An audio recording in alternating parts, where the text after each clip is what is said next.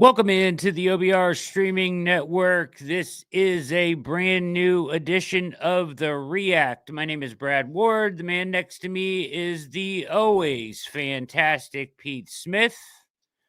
We are back on Tuesday nights. That's right. Tuesday nights, Wednesday to Tuesday in the off season here. So get used to us at 7 p.m. on Tuesday as we make our way through what should be a fantastic offseason. Good to see you all filing into the chat. Make sure you hit like and subscribe. We've got a terrific show planned for you tonight. As the Browns we've got a whole new slew of things to discuss as the season has ended here. And what's going on, Pete? What's good, man? Tell me something good, brother. Oh, something good.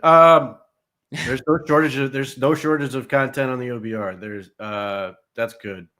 No shortage of news on everything from offensive coordinator to quarterback to everything. Good news. As promised, we said there'd be a big announcement. Jeff Lloyd is joining the OBR, which we're happy about, I guess. I felt bad for him, so I wanted to give him a place to sleep. But he's going to have a new show starting next week, which is great. He'll be here every day, just like he was doing before. But he's going to be doing it here, which is good for us. We're thrilled about it, mostly. So that's all good news. Yes, fantastic stuff. All right. We have much to discuss tonight. Make sure if you're over on Twitter, hop on over to either Twitch or youtube.com/Orange and Brown Report. Appreciate you all being here. All right. Yes, it's going to be a very interesting off season. Yeah, James, good news. Yep, OBR keeps getting better. Good stuff, guys. Appreciate the encouragement there. As OG Philly said, Insider Central and ATI is loaded. So get over there and get your subscription VIP member today. All right, Pete, let's start at the top. Season ends. Browns fired Ken Dorsey, offensive coordinator, and Andy Dickerson, offensive line coach. It was funny. That article came out last week, and then from Fowler and Daniel Oyefusi. I think I said that right. And and if you were kind of reading between the lines, I don't know, me and Quincy did things I think I know on Friday, and we both kind of said, boy, it feels like Dorsey may be lined up for this, on his way out, and same thing with Dickerson, and we kind of reiterated why, and they both are shown the door. Your initial reaction to these moves? Well, if you subscribe to the OBR, you had a good hint. This was coming up on Friday. We were on top of that, and there's a couple other moving parts that are still possible. So overall, I mean, I think what we learned is Kevin Stefanski wants to do his own thing. He wants to run the show. And the ESPN article, which I thought was interesting, the funny part for me for that whole thing is it really was, you got what you wanted out of it. If you wanted to see this is trashing Kevin Stefanski and coming up with a way to say ownership forced this or somebody else forced this on Kevin Stefanski, you could do that. But ultimately, the way I read it and knowing what I know behind the scenes, it was glowing to me. To have your head coach looked at in a 3-14 season, and the players are basically like, we like him better because he was sort of more willing to bare his soul and all that other stuff, was interesting. But in terms of the offense, he was willing to give play calling up. He was willing to sort of allow the offense to be handed over a little bit to Dorsey if it meant being better for the overall team. And in this case, they made the deal they did for Deshaun Watson. So part of that was going to be built in. Yeah, that was part of the bargain, that you got this guy. So it hadn't been, other than the Ravens game, and then we were sort of, obviously we don't get to see anything else because he's hurt. There was a lack of comfort there, and so the Browns did everything they could to make him comfortable. Well, it didn't work. He stunk. So instead of just, we shouldn't say just, but mostly focusing on what's going to be good for the quarterback, the Browns are now going back to what is going to be good for the vast majority of players, or not even going to a system that is going to go to the vast majority of players, but good for the vast majority of players. And I say that because like most people are assuming that he's just going to go right back to the Kubiak tree, and he might. But one of the guys who's been thrown around, is as reported by Brad Stanbrook and others, Tommy Rees is interviewed for the job. Tommy Rees is not a Kubiak guy. Tommy Rees coached at Alabama with that type of offense, which had a lot of that RPO stuff, which had a lot of those type of things, which is one of the reasons they liked him for coming here to coach along with the other guys to sort of help Watson. But ultimately, if the Browns make that hire, he's not going to be a strict Kubiak guy.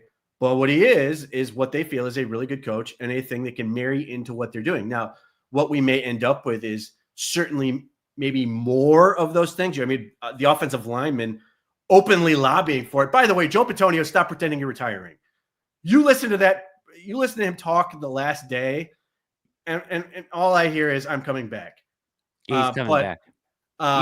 Even Jack Conklin gave Conklin said it. Yeah. He's like, I only pulled I think 10 times all year this year. We need really to get back to get me doing this. It's like, well, that's gonna be tough if you're retired, Joel. So I think you might see a lot more of the stuff that Kevin Stefanski really liked, but I don't think it's going to be just that stuff, and I don't want him to do just that stuff. Like, and I wrote this in an article, sort of looking at this whole thing. Is I hope that the experience with Dorsey doesn't sort of have Kevin retreat back into a box, so to speak, where I think a lot of people want to put him in a box. I'm hoping he's sitting there going, yeah, this didn't work, but there are some interesting ideas that Ken Dorsey introduced that I still like, that were good for Jerry Jeudy, or were good for what we want to do. Now, I may go back to some running concepts that I think make more sense for our personnel. Maybe we bring back the wide zone, those type of things. But I'm hoping that ultimately, even as he takes back this thing, that if he's not going to throw away good ideas. You know what I mean? I think it'd be unfair to say that Ken Dorsey didn't do anything positive for this team, and I think the Browns aren't. I think the Browns are trying to say that as well. So I'm hoping that like you keep marrying those ideas, and if they, whether it's Reese or somebody else, whether it's a Kubiak tree guy or somebody else who isn't, I'm hoping they just find the best of those worlds and make it work. So that's the offensive coordinator part. Yeah. So the messaging on this, and the thing that I like the best about it is, letting Ken go is fine. And he certainly did some good things, but, there were some downfalls too. Right. But at the same time, like, I think you said it well. It was well said that Kevin was playing the good soldier kind of in a way, right? Like you had Deshaun, he signed off on it. We tried it a couple ways. Okay, we're going to go all in to try to make it work with him. He was willing to kind of make some concessions from what he originally ran that worked here so well, where he was, a top 10 offense for several years, right? Or EPA per play and things like that. And it didn't work. And that's fine. But what I would like them to see them do for the first time, I'm not saying that anybody made him do anything. I'm just saying he was the good soldier about it, right? Like he was willing to see it through, as you have kind of inherited this, not inherited it, but you have Watson there and you have to try to make it work for as best as you can. And he was willing to make the changes on the staff to do all that and everything, right? at this point, though, I would like to see him pick his quarterback, pick his OC that he wants, and run what he thinks will work absolutely best. Like, I would like to see him have more control over all of this. It was kind of built in that you had to cater and, like we talked about, give agency to Deshaun and these things, and try to make it work for Watson because of the investment and all this stuff. Okay, that's gone now. Let's see let's let Kevin pick his quarterback for the first time since he's been here. Really, you can say that he picked Deshaun, but I think he kind of signed off on it. Maybe I don't think they would have been his first choice necessarily. He chose it. I mean, there's no getting away. I've made this comparison. Like, well, you guys say that Andrew Berry was the first one to come up with it, and then he said okay, right? He introduced the idea, but like, Kevin Stefanski was fully on board with this. He wanted Deshaun Watson. Okay, like there's no getting around it. And the way I sort of describe it is the three major people behind this, Kevin Stefanski, Andrew Berry, and Kevin Stefanski. This was like guys, commanding officers on a nuclear submarine that firing a nuclear warhead. They all had to turn their keys. If anyone was going to be against this, it would have nixed the whole thing. I don't think Kevin Stefanski was willing to say. I don't think it's reasonable for anyone to believe Kevin Stefanski's like, yeah, I guess I'm okay with giving up 7 draft picks and handicapping our right. I get it. He turned his key. I'm just saying, ultimately in year 3 of it, it forced him off of what he did best. Yes, I agree. Best. It forced him off of that, and I would like him to go back to what he does best and what he had success with as a coach.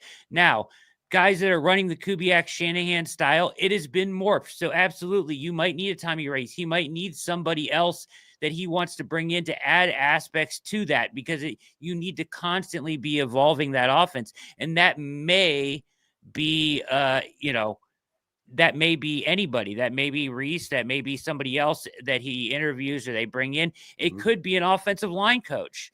The fact that you have this huge deficit at O-line, there are some really good O-line coaches out there that you could open up the door pathway to right now because you have an OC job open if you really want to get creative. And also, I don't know, we haven't talked about this, but along with this, while we're talking about the offensive staff, they haven't had a QB coach in a long time, Pete. Why, or they haven't had one since, is it Petzing? No, really? I mean the Alex Van Pelt was the quarterback's coach. Slash offensive coordinator. Yeah, I mean ultimately, but you should have two guys sort of running the show like that.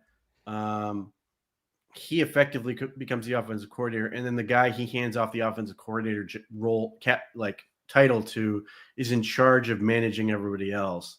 Okay. And game planning. Now, to your question, who is really being the quarterback's coach or sort of in that role?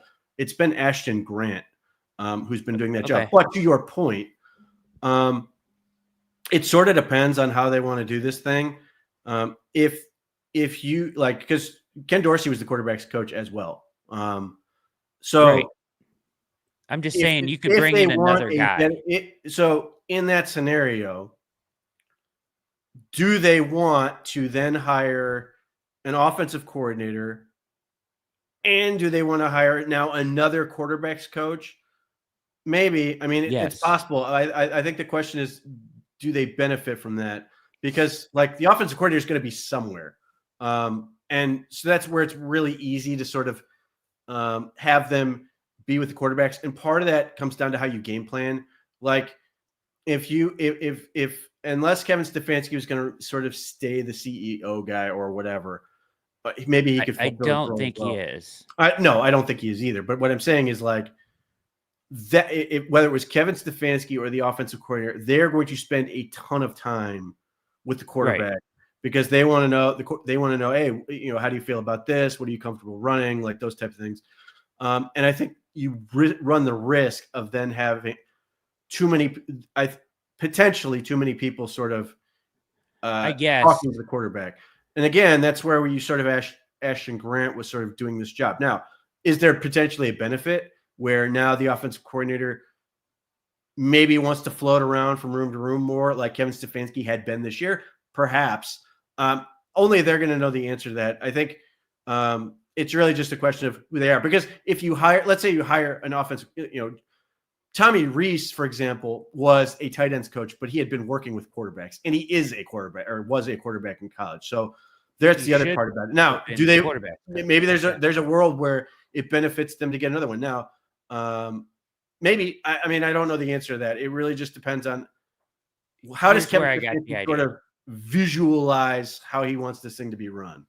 Yeah, here's where I thought of it is like, as I'm going through and making my coordinator list, like last week when this first happened, right? Some of the names on there that are interesting are like Mark Brunell and Josh McCown and guys that have played quarterback and exclusively work with the quarterback, where you see them come off the field. They're literally going straight to the quarterback. They're sitting down. This is what you missed. They're looking at the surface. It's just them and the guy. And you can say that the offensive coordinator does that or did that, but that wasn't really the case, because this year you had either Stefanski being CEO or Dorsey up in the booth. So it's not like there's the guy right there that's really going through everything with every decision with him and looking at it with him, and somebody that's played the position. And these guys like McCown and Brunell are guys that, now are being looked at as potential OC candidates. Why not have a guy like that can work with your quarterback one-on-one, that they develop a trust with? It just seems like a wasted position that a lot of people are using around the NFL to their benefit. Perhaps, but we complained when Alex Van Pelt was doing that exact thing that he wasn't in the box. So it's sort of like to your point, you could theoretically do both. I didn't complain. Well, I didn't complain. There were people who were not happy that he wasn't in the box. But, there's a world where they could do both. And again, it just comes down to relationships and those type of things. Do they worry about having too many people in the quarterback's ear? Those are things they're going to have to answer for themselves and come up with. And to your point, if they were to hire an offensive coordinator who was sort of unorthodox in the sense that if they, it was an offensive line coach by trade or wide receivers coach by trade, that maybe that's not their comfort zone, then maybe they do want to do that. It just really comes down to how do they sort of envision this thing working? And I guess that comes back to my main point, is that I would like to see Kevin take more control, right? I would like to see him, and he certainly, yes, he turned his key, he was in on it, whatever. I would like to see him take more control. So I would like to see him run what he wants to run. And to your point, I think he will lean back into the Kubiak, Shanahan stuff, but also be open to doing some other things that he picked up from Dorsey and that he may use Rees for. And if it's not Rees, whatever that guy he brings in, it has to be an evolving process, right? Mm-hmm. But I would like to see him do what he thinks will work, because in the past that has worked, and he has been a good player, play caller, a good sequencer, a good game planner. Let's get back to that, and let's let this kind of take form in the eyes or the vision of Kevin Stefanski. Yeah, I just, the funniest part about this whole thing to me was the amount of people were bitching that Kevin Stefanski wasn't the CEO coach, and now they don't want him to be. Like, well, I didn't want him ever to give. Not you, but just people in general were complaining. Oh, he should be firing up the defense. He should be doing all this other crap that has nothing to do with anything. Whatever that makes me feel better. Ultimately, there's nothing Kevin Stefanski can do that's going to be more beneficial for his team than calling plays and being in the quarterback's ear every play clock. He cannot make a bigger difference than that. And as far as managing timeouts and some of these other gameplay, you can have a guy do it. You can have a guy remind you. You can have a guy in your ear do it. The Browns always have a guy like that. You watched like that clip that went viral of Marcus Freeman with former PFF guy Anthony Tresh right in his ear, telling him sort of game situational information. Like, no, yeah. I want Kevin Stefanski to be at Kevin Stefanski's best, which is calling plays, which is talking to your quarterback's ear. Yes, every play. And like, this is the thing where people complain about stuff that does not matter. Oh, I want him to do X, Y, and Z. He can do nothing more impactful, and he was good at it. And this should have illustrated that point. So yeah, I'm with you 100% on him being back in the saddle as far as that stuff goes. Yeah. And then I just wanted to bring this up real quick, and we'll get to the offensive line coach. Does the hiring of this is Josh in the chat. You guys have good comments tonight so far in the chat. As always, I appreciate it. I see them all. I'm trying to get some of them. Does the hiring of a particular OC give us an idea on what kind of quarterback they want? Kevin's offense tends to be more to quarterback friendly. Well, that would be the idea, right? Is that his offense is more quarterback friendly, and you're going to need a quarterback friendly system no matter what this year. True. And B, I think that I don't necessarily think the OC tells us what quarterback it'll be, but I do think that the hiring of who they choose for offensive coordinator and who they choose for the offensive line coach is a big deal, Pete. I think it is a really big deal and a sign of which direction they're going. I agree with everything there. The offensive coordinator doesn't tip the pitch at all for what quarterback they're going to take. Right. It's just because of how, one coach, just comparing guys who run sort of similar systems, they may all view the quarterback position differently in terms of what they want, whether it's a guy, obviously they all want guys who can operate from the pocket, who can, have a really strong arm, are super accurate and can run. Like everybody wants that. You know what I mean? When you get down into sort of specifics and sort of where you are and prioritizing one thing, everybody's going to be different. There's no one universal like truth on that. Somebody's always going to be a thing. Like there are people who, in terms of the draft, think that Kevin Stefanski would prefer Shedeur Sanders over Cam Ward. I think the exact opposite. I don't think that Kevin Stefanski could be in on Shedeur, but I could be wrong, but I'm just looking at sort of the type of guys that Kevin Stefanski has brought in, and what he sort of envisions for that position, in my view. But we'll ultimately see. But just the fact that just on Kevin Stefanski, who we have a track record with, that, there are people who can have intellectual disagreements on that, and complete opposite ends of the spectrum. Like, so no, I don't think the offensive coordinator tips anything as far as which quarterback they'll want. I think ultimately they're going to pick a quarterback that makes the most sense for them. And some of that comes down to, do you play with, do you play in the climate of the AFC North? Do you play in a dome? Do you play in sort of, an open air stadium, but you're down south and you don't play a whole lot of weather games? Like that will have an impact on the type of quarterback you're going to draft. And, if the Browns were to have a dome magically appear, that might alter how they think. And that's not just specific to the quarterback. That's theoretically to every position that they play. They don't necessarily have a track.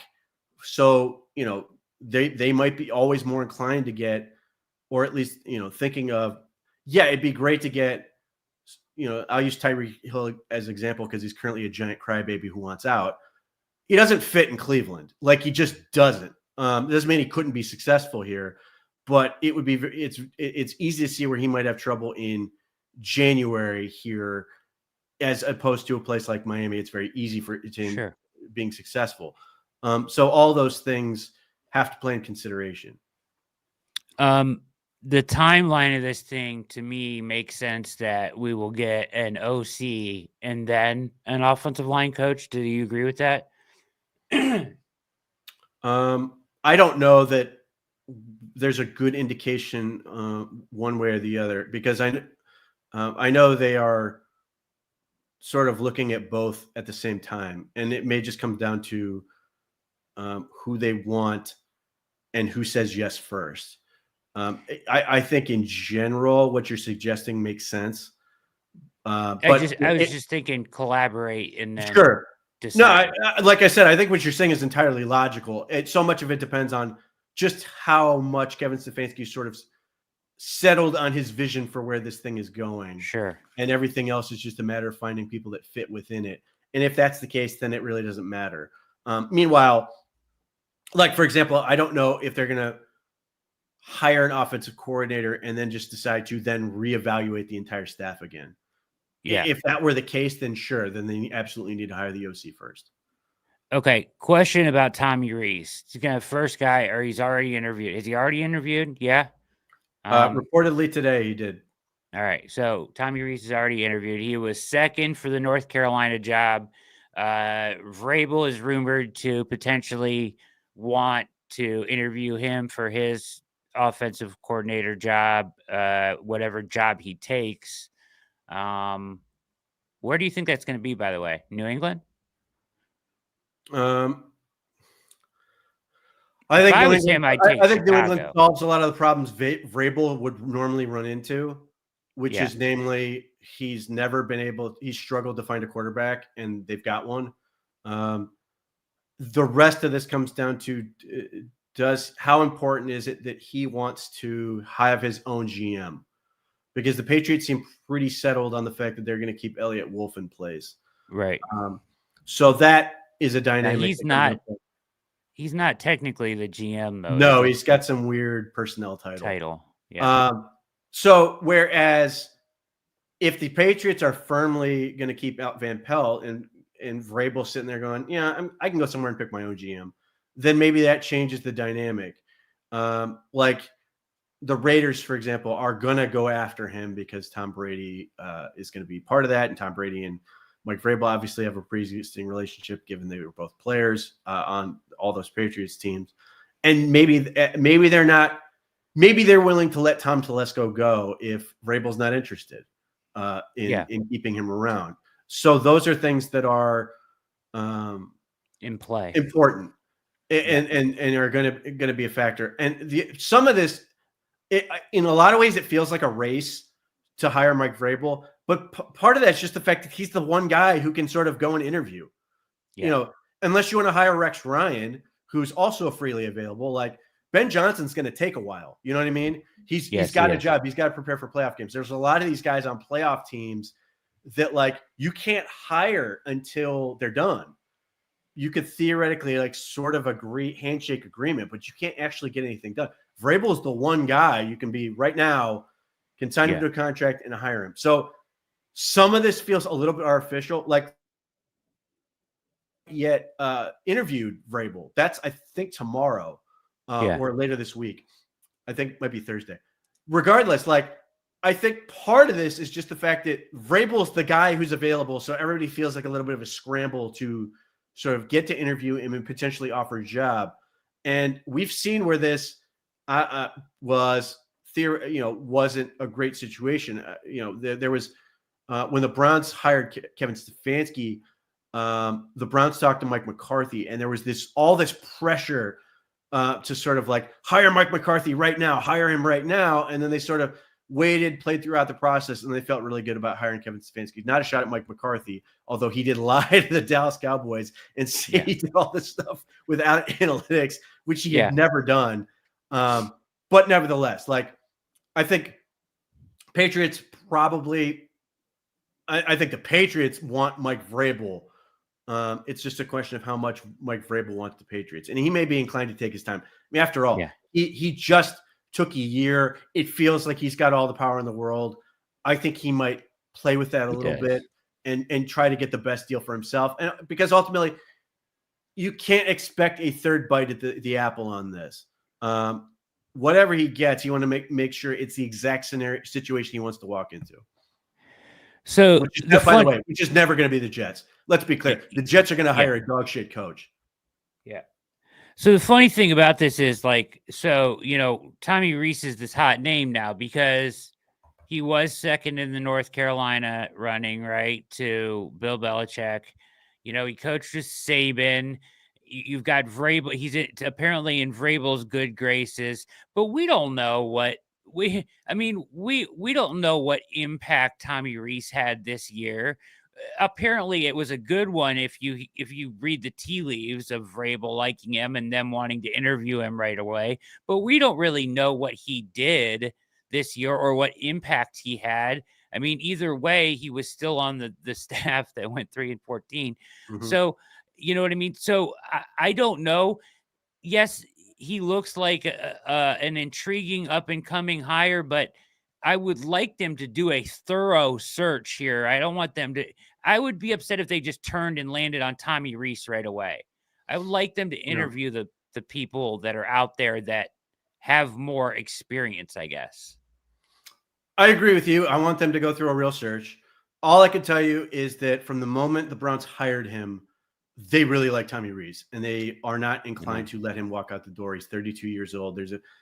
I have not heard this much buzz around a coach with the Browns since Kevin O'Connell was an assistant with the team. Like, I remember when he was in Cleveland, there were players on the team who told me he's going to be a star. That's the feeling you get with Tommy Rees. Now, that does not mean he's ready to be a star offensive coordinator right now. That doesn't mean, and from the Browns' perspective, and I think anyone's perspective, is he was in the mix for the North Carolina head coaching job. I don't think the Browns want to give him a job and then him leave in a year. You know what I mean? So those are considerations that are going to be taken into account. They've got to figure out, they want to get a coach who's going to be here for a minute. I mean, obviously, you know, they made the decision they did with Ken Dorsey, and God bless them for not sticking around with the situation they didn't want to be in.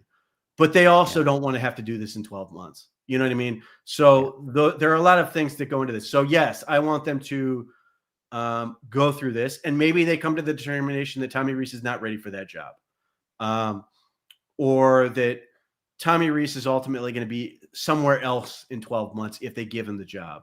So yes, they should evaluate all the prospects and find not only what they feel is a coach with the right acumen for the job, but it's a good fit, is ready to do the job, fits with what the Browns want to do. Now, you know, the other part of this is if Kevin Stefanski is going to be the play caller in all this, there's a dynamic at work where I don't, you know, there are guys who are always going to be, there are always going to be guys who are only interested in jobs where they get to call plays. Fine. And maybe that, you know, that puts you sort of into a tier where you're either getting guys who are never going to get that, which, you know, is large. Alex Van Pelt sort of fit into that bucket up until he called plays this past year, or young guys that aren't quite there yet. And there might be a couple in the middle as well, but like largely those are going to be about the two buckets you're operating out of. And again, I said this when he was here, Alex Van Pelt absolutely had an impact on play calling. And what's funny about the whole Alex Van Pelt thing is I remember the conversation coming out of the 2023 season where they made the playoffs, and people were saying they had no idea what Alex Van Pelt did. That like we, you know, what good is Alex Van Pelt? We don't know what he does. And I said at the time, you're going to learn more about Alex Van Pelt in absentia than you ever did about him when he was here. And lo and behold, now you have all these people. Can we please get Alex Van Pelt back? One, I don't think it's going to happen. But it's not a powerless job to not necessarily be the primary play caller, because you do have input. You do have the ability to shape where this offense is going. And now getting sort of to watch this year, I think you get a better sense of what Alex Van Pelt was sort of able to do and why he did have value. And maybe there's somebody who can fit that role and be better at it or whatever. Tommy Rees may just be young enough and just raw enough to fall into that. Right. Or somebody like Vrabel may give him the opportunity to go call plays. You don't know, right? That's something we have to see and see what he's ready for. There's a number of guys out there. For what it's worth, I don't think Vrabel is going to go that route. Okay. I think Vrabel is going to be err on the side of getting somebody who's done it before. Getting somebody and that may be the more. We just heard that rumor. Proven, yes. No. That's what I'm saying. It's just I'm saying, if you're Mike Vrabel, you don't do offense. Like for the most, I mean, obviously he has input and all those things, but he is largely a defensive guy, a CEO. So you type. hire a Doug Peterson. I think he's going to want to get a proven, more of a hopefully not Todd Downing for his sake, proven offensive play caller that gives them instant credibility is going to be really good for Drake May, because they, the one thing that Mike Vrabel must not do is screw up Drake May. Yeah. I like, a lot of people are mentioning McCown. I like the idea of him coming in to interview. I actually think he's a very intriguing prospect as an offensive coordinator. A guy that hasn't done it, a guy that's worked well with quarterbacks. He's worked in multiple schemes, and I think he might be a good fit here. But there's a lot of guys like that. So, McCown, obviously Kubiak is out there, although I don't know what are we hearing on Kubiak? I don't know that we've heard anything yet, because I don't know that the Saints have let him out of his contract yet. Yeah, Mary Kay kind of balked at it today. Yeah. I mean, he may not be released from his contract, and that's one of the sort of I'll say tricks, but it's sort of one of the things you can sort of do if you are trying to interview offensive line coach candidates, is you say it's an offensive coordinator interview, because then it's technically a promotion. They can't really block it, and you can go ahead and interview them, where if you were just to try to hire them just for the offensive line coach, the other team can block it because it's a lateral move. So anything Kubiak related needs to wait until the Saints sort of let him out of his contract, or hire a head coach who then makes a determination they're not going to keep him. So, and that's not the only situation like that, but it's very easy to assume, well, the Saints have fired they fired their coaching staff, so all these guys are free agents. That's not quite how it works, and I don't think we're there yet with Kubiak being a free agent. Okay. It's a name to keep an eye on for sure. And his brother. Thrown out throughout the forums as the savior offensive coordinator, because he fits in the tree and all this other stuff. And he's the thing. I think you've said this before, and I tend to agree with you. I don't know if I don't want to put words in your mouth, but the whole thing with Kubiak is it seems very repetitive.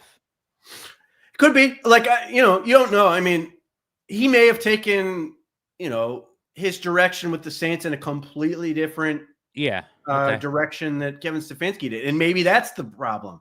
Maybe they, even though they're theoretically from the same tree, maybe they don't agree. Like, I use the other example. Like, as the Dolphins were choking away their chance of the playoffs, there were people going, well, what if Mike McDaniel gets fired? That would be a dream offensive coordinator hire for the Browns. And maybe it would be. I don't know the answer to that. But it's also possible that Kevin Stefanski and Mike McDaniel are so divergent on where they look in terms of the offense, in addition to the fact Mike McDaniel would obviously want to call plays, that maybe it's not a fit. And I don't know the answer to that. I know Clint Kubiak had a ton of early success with that this season. And I joked at the time that Dennis Allen was the sneaky bet for Coach of the Year, because they started out like 2-0 and scored like 90 points. Scored 100 points, But those are things where I'm not going to pretend I have enough information to say that Clint Kubiak would be a good fit or not. He could be, sure. But yeah, those are the questions that you don't know the answer to. Like, maybe, and that's where you sort of like. And I Tommy Reese is an interesting placeholder for that bucket, because he's here, but a guy who didn't come from that system, but seems to gel well with what Kevin Stefanski wants to do. Yeah, it's a good point. So all of that is very interesting and interesting to keep an eye on here and keep it locked at the OBR for updates on that, as we've had some scoops here the past few days and today even on all of that stuff. All right, let's get into Barry's presser here. I don't know if we'll make it through the whole thing. We have some other stuff I'd like to show if we can get to it in time, but it's a humdinger. So let's dive in. Ready, Pete? Yep. I'm gonna probably stop at about 2 minutes in, and we're gonna get into another discussion. It's gonna take a long time. So.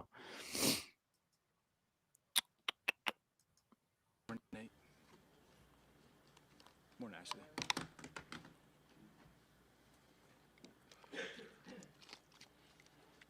Got everyone? Yeah. Okay. All right. sit here in front of you with a season where we just won 3 games, and I really share in our fans' disappointment, frustration.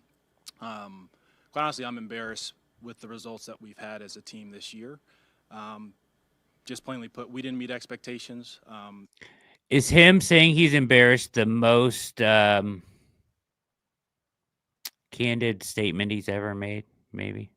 It's not easy for him. No, you can see it on his face. And I Yeah. know there's a lot of people who think he's dishonest, which he's not. Think he's not willing to own up to his mistakes. I don't agree with that either. And that's why I wrote. I remember the bye week press conference and the fact he wasn't willing to address the Deshaun Watson trade at that point, and sort of being like,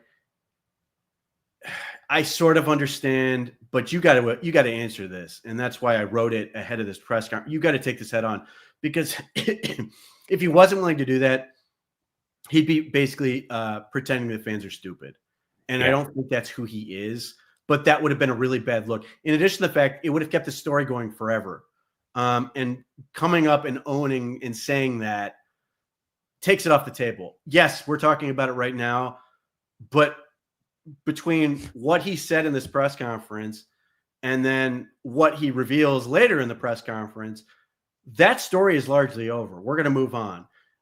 We're going to be talking about, and we've already started, who's going to be the quarterback next season. Are they going to draft a quarterback? We're not talking about Deshaun Watson in anything other than was. You know what I mean? Whereas if he doesn't take this on, we're still having this conversation going. And there's still people that could be like, well, Deshaun's still in the picture. There's all this other crap. So and that's why I wrote at the time and advocated, look, man, you got to take this head on. And your best bet would be in your opening statement, one, to sort of disarm people who are, probably coming at you with pitchforks in some regards, but also just to take it off the table, be done with it, move on and eliminate it. And you're going to have to eat. You're going to have to eat it. He does. But now it becomes, how do you fix it? He sort of eats it, but this part at the beginning also helps in putting it past him. Our decisions coming into the year didn't meet expectations, and ultimately that responsibility lies at my feet. Thinking back a little bit to a year ago where we were coming off an 11-win season going into the playoffs, our goal has always been to perform at that level or a higher level on a consistent basis. And in order for us to do that, especially as we look at this season, we really have to look at everything. It's an objective and hard analysis at each position group in the roster. It's looking at what we're doing to put our players in the best position to be successful. It's looking about how we practice, how we train to avoid the major losses that we've had in player availability over the past couple of years. We really do have to look at everything. I think it probably goes without saying that to reach that level of consistency, we have to have consistent availability and consistent performance at the QB position as well. And that's something that's been elusive for us for the past couple seasons. And that's something that we have to be able to fix and remedy. I'll share, with you all this morning that, I was recently listening to John Maxwell talk. And John Maxwell, he's a former pastor, longtime leadership executive coach.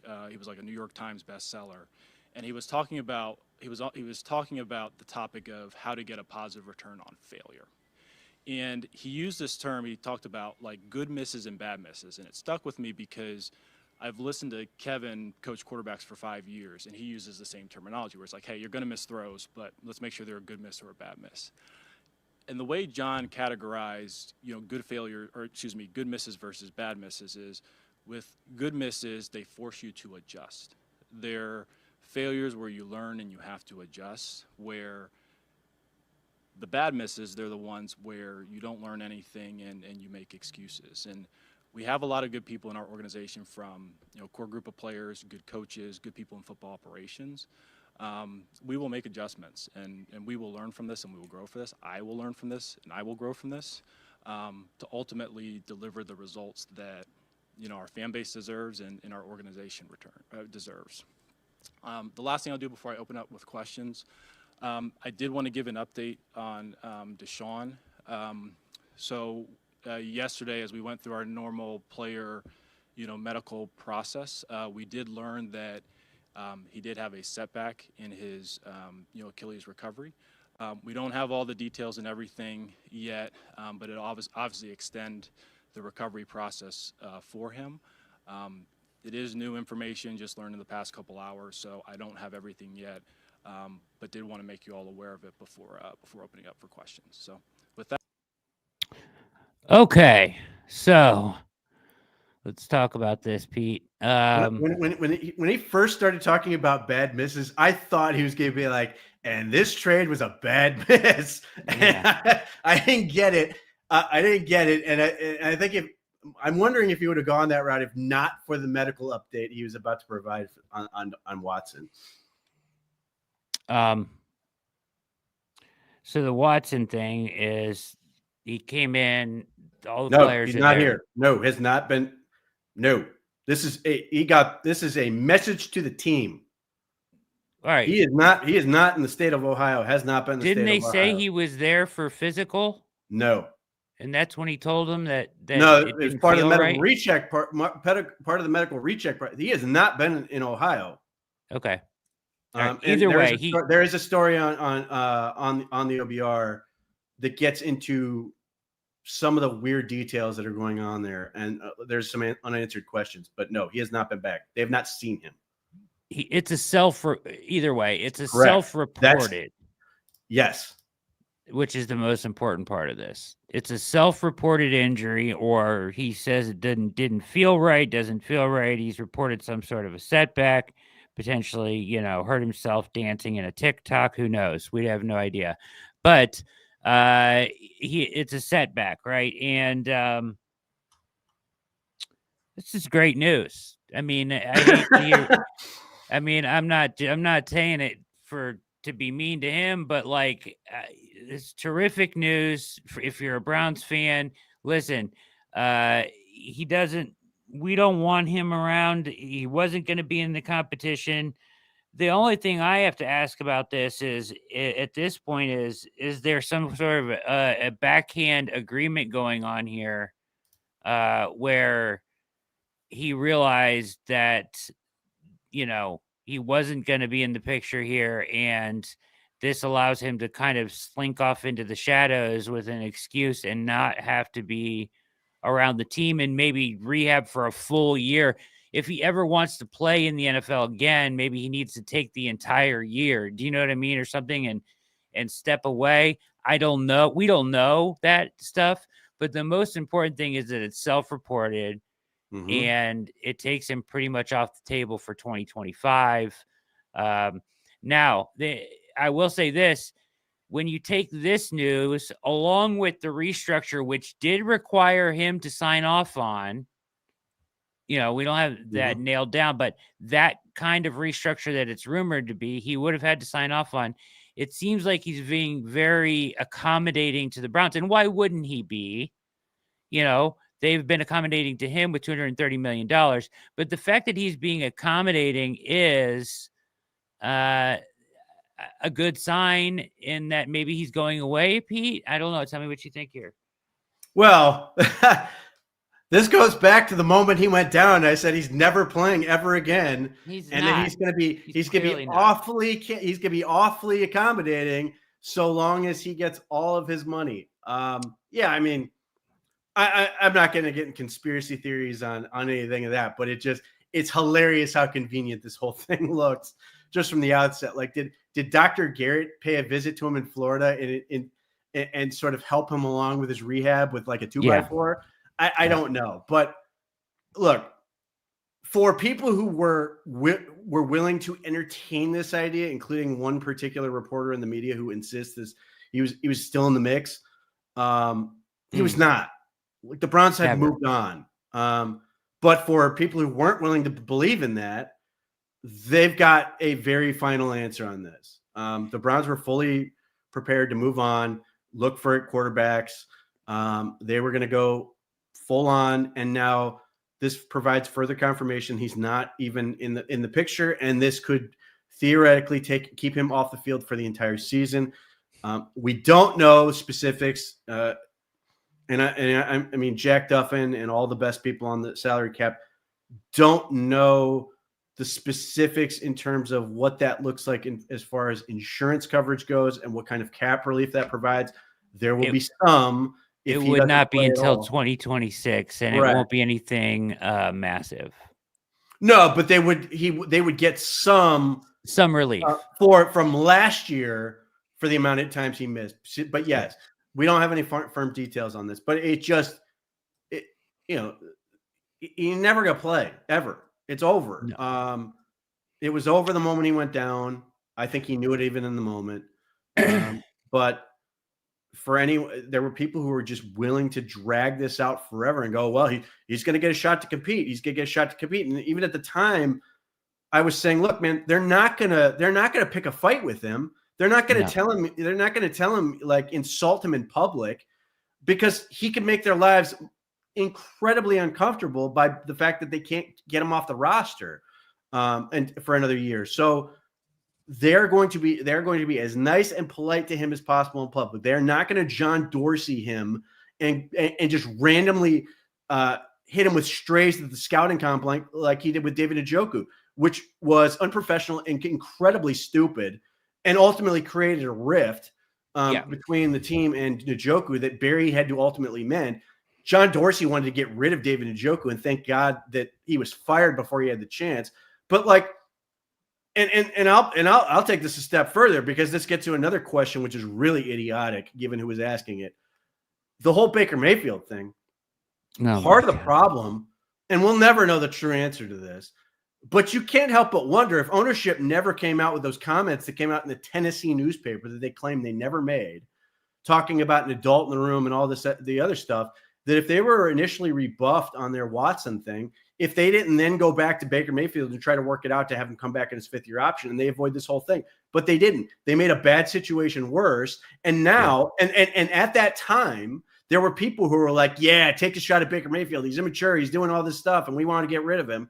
And now some of those same people are sitting there going, well, why did we ever get rid of Baker Mayfield? Yeah, a lot of people that were in on this. Watson's never going to play again, but it's not who Barry is. It's not who Kevin Stefanski is. They're professional for starters, and they're not going to make a bad situation worse. They're not going to create a Deshaun Watson may never play again, but his agent's going to be around. You don't want to create unnecessary damage for your football team, and that's one of the reasons I'm very grateful that John Dorsey's not here. He was just a gigantic idiot in public.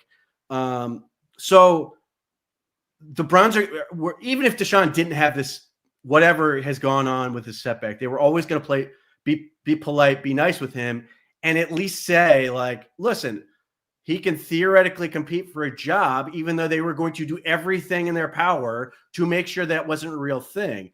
And it basically hold out a lottery ticket's chances they were somehow going to miraculously become the quarterback that they always dreamed of, and that he was going to take them back to the promised land, but they weren't going to bank on that. So they were always going to cover their bases and everything else. So now the situation being is they're still not going to crush him in public, nor should they. And he can disappear into the ether. Yeah. I just wanted to, I mean, if they went to him, especially if they went to him and said, listen, you're welcome to, you want to get healthy, whatever, but we're going to pursue other quarterbacks. I mean, this is one way to save face, certainly in the short term.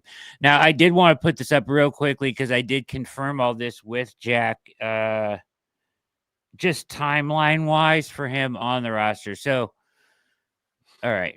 We did a show on this, so I have this stuff up. So this would be hypothetically, this is what his numbers, restructuring every year, this is what his numbers would look like. The percentage is way more important than the number. That's how much the cap he will take. Correct.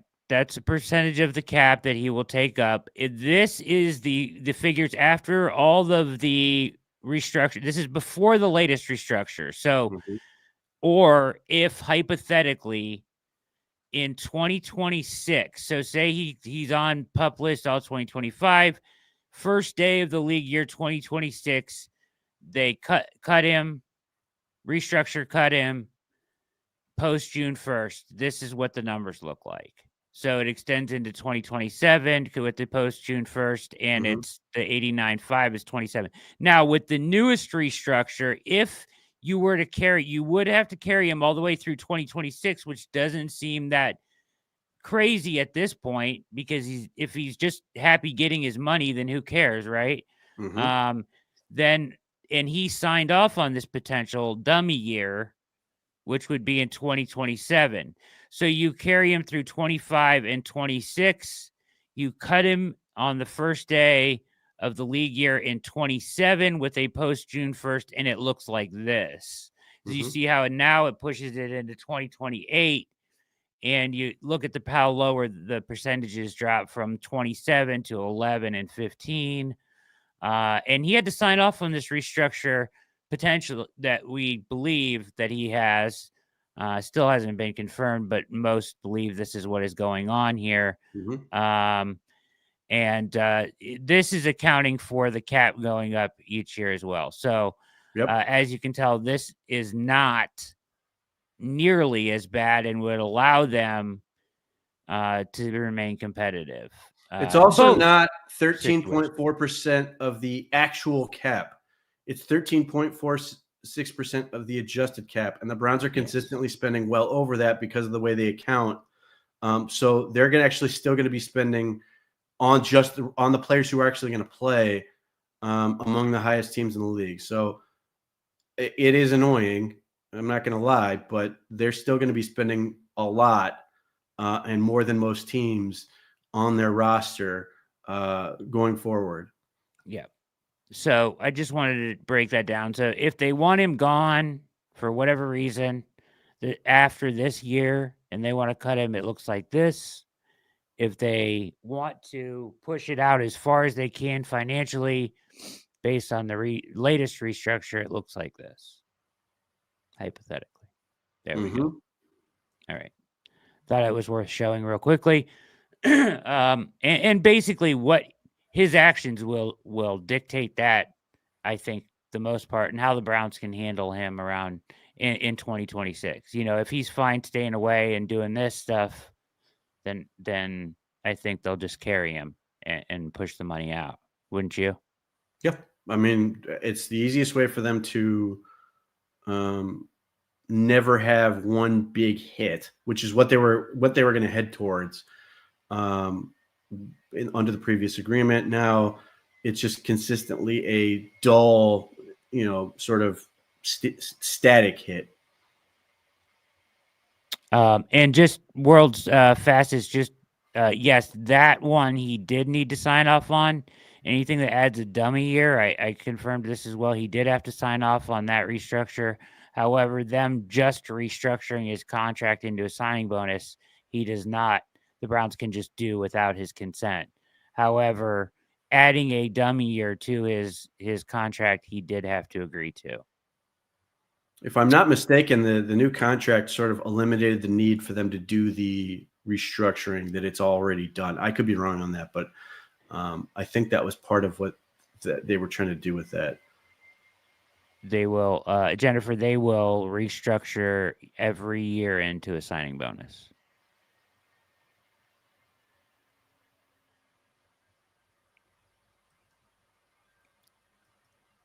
Here we go. I'll leave it to you all.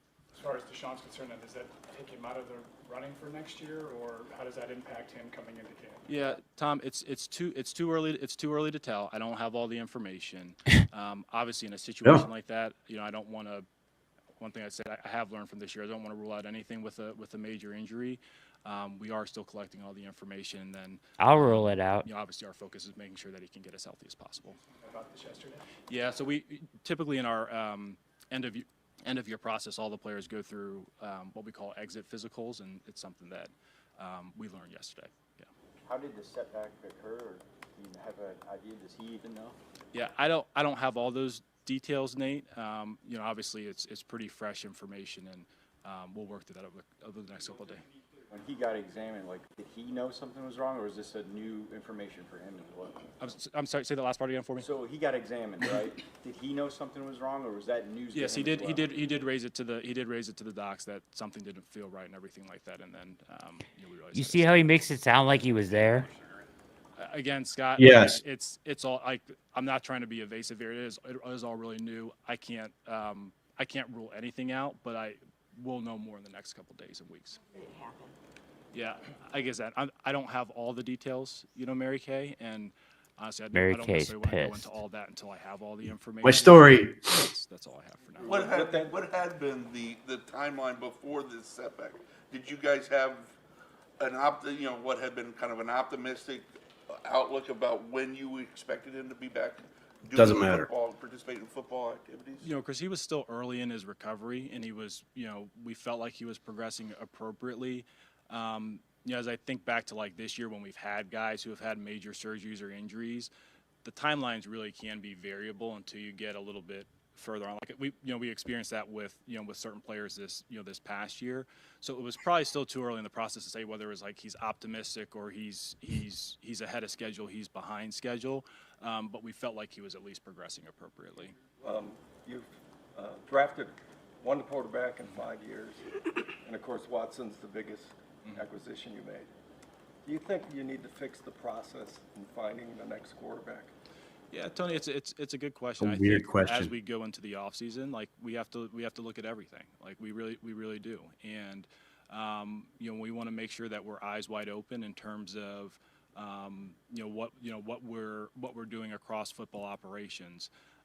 That being said, we have good people, we have good coaches, we understand how important the quarterback position is, and that's obviously going to be a primary goal as we enter the offseason. How did the decision to change the offensive coaching staff around and the coaches, the whole offense thing, how did that come about last year, and then where are you with that going forward into this year? Yeah, so I think whenever we talk about coaching staff, Kevin's goal is to make sure that he surrounds our players and builds a system that can accentuate their strengths and really minimize their weaknesses. Any decision that he makes in that regard is really with that in mind. A lot of things didn't go well for us offensively. We didn't perform up to standard. We didn't perform nearly well enough. And I know when Kevin met with you all yesterday, he was talking about he wants to make sure that we have a sound and explosive offense, and that'll really be the focus for us moving forward. So was Kevin's idea to kind of get away from sort of the things that they had done well in the past with blocking and that kind of stuff? Yeah, I'd say this, Terry.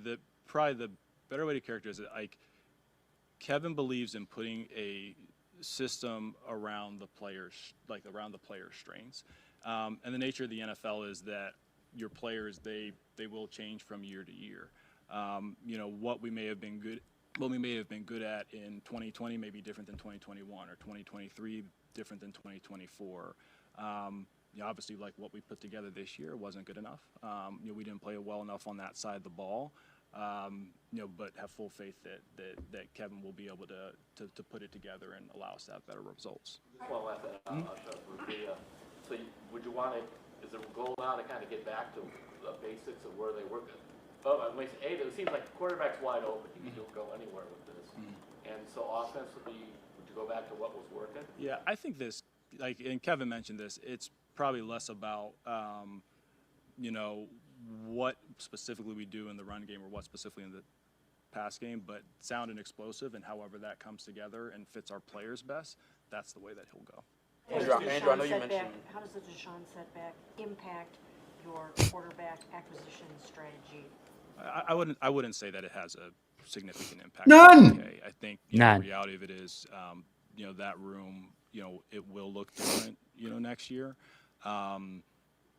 It may obviously impact how, what the room looks like as we enter the season or camp, depending on the severity of the setback. But I wouldn't say that it had a significant impact. When you look at your roster, do you think if it did not play up to its potential, how will that affect the way you restructure it for next season? Yeah, I think Jeff. We'll look at everything. I think it would be naive to suggest that there won't be turnover in different rooms. Like, our goal is to make the decisions necessary to, make improvements both in the short term and the long term foundation of the team.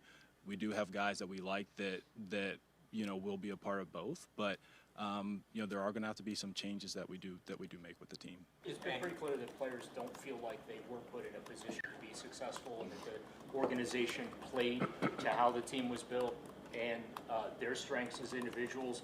And part of that too is with what Myles had to say a couple of weeks ago about his frustrations with the state of affairs.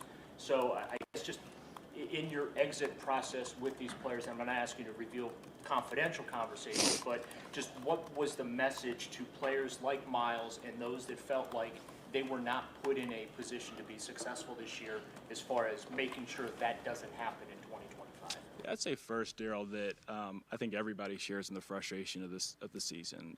Our fans, our players, our coaches, ownership, football operations. Everybody realizes that just the results weren't good enough.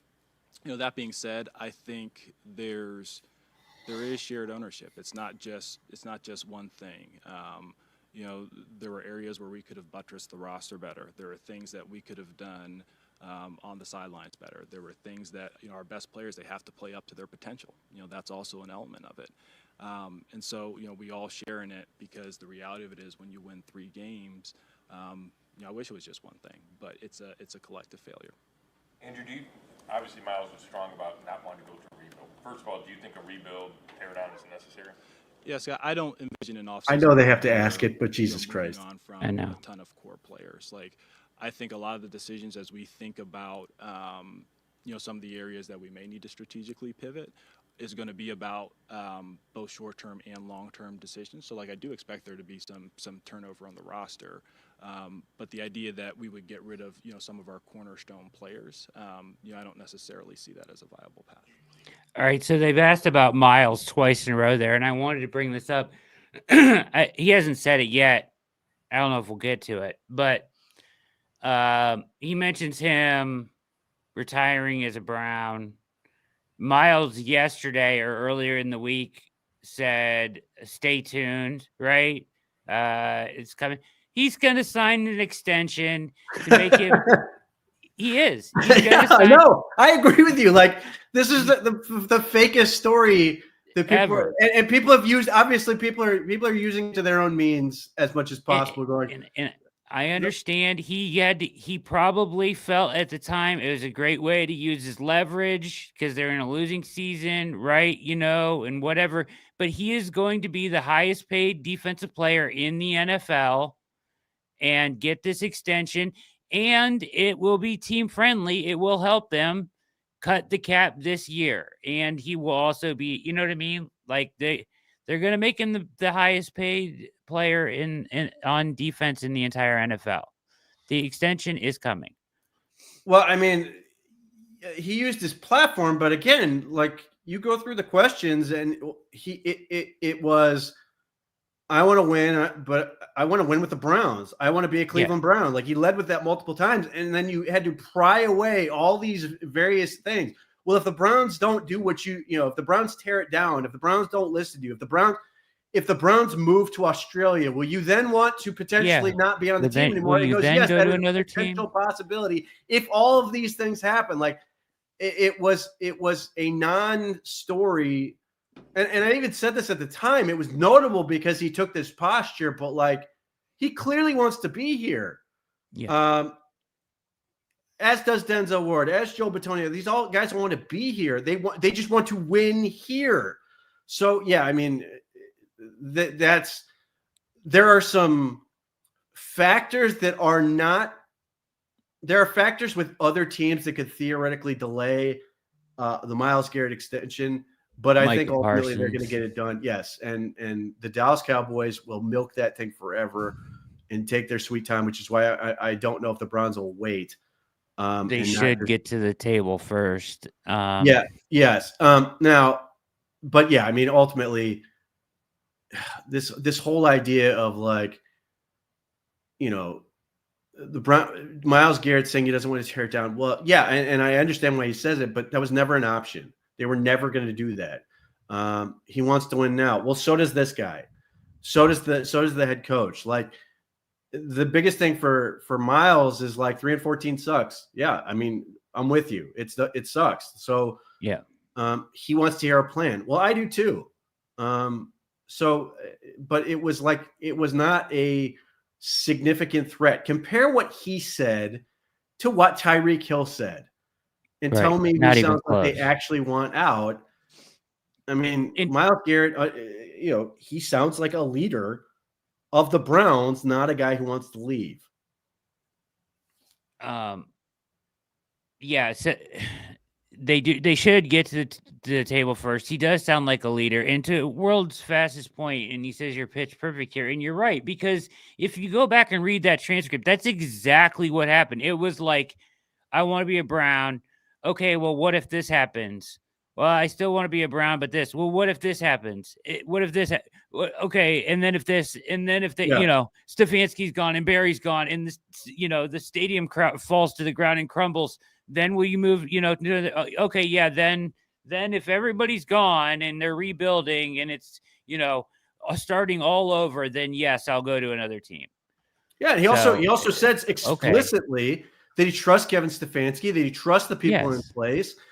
I know Albert Breer did a radio hit where he says he has a great relationship with the front office, that's part of the reason they're going to get something done. So he wants to win. That's end of point. He wants to win. Losing sucks. And that is the takeaway. I'm with him on that. I'm glad he's saying that. I mean, I think there's a voice of fanhood in there. I think there's a voice of the frustration that everybody feels with this team.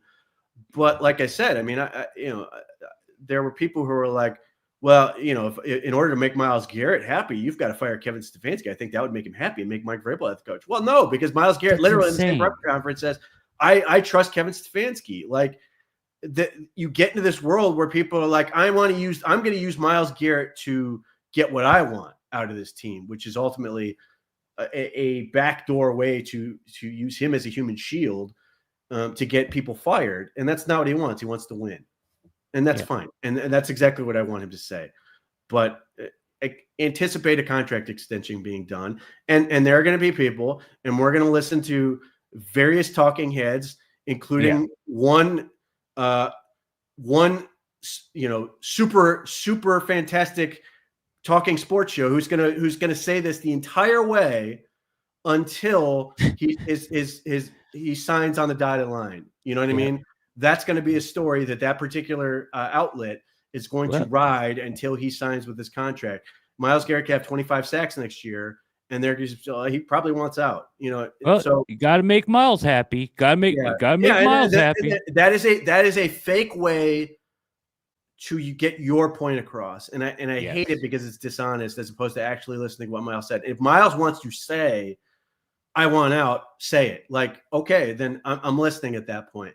But I have listened to what he said. I have gone back and read it, and I know what he said. And I don't have any reason to believe that Myles Garrett is sort of mealy-mouthed in his approach to this whole situation. Jason, I believe that Myles is at 25 this year, I think, and I believe the highest is Bosa at 34. So I would guess that his new deal would come in somewhere around 35 to 40. It sort of depends. And this is where you get into this weird Depends wrinkle on Micah. with Micah Parsons. And does Myles Garrett, perfect world, the Browns go to the table as fast as humanly possible and go, hey, we're going to give you the highest paid contract, and it's like $35 million or whatever, and it's done. But Myles Garrett may say to them, because he's under contract right now for a nice chunk of change, he may be willing to sort of be like, all right, I'll wait until Micah Parsons is done. I'll wait till another contract is done, and then we'll get there. And I think the Browns may be like, listen, just you pick the number. If it's 40, let's just get it done. And I think, and some people would be like, well, don't do that. And I would throw it back at you and say, I know the Dallas Cowboys are going to take their sweet time. I know Jimmy or Jerry Jones is going to let this sit in the headlines. He loves this crap. He loves First Take talking about his team the entire offseason and getting to this will they, will they or won't they.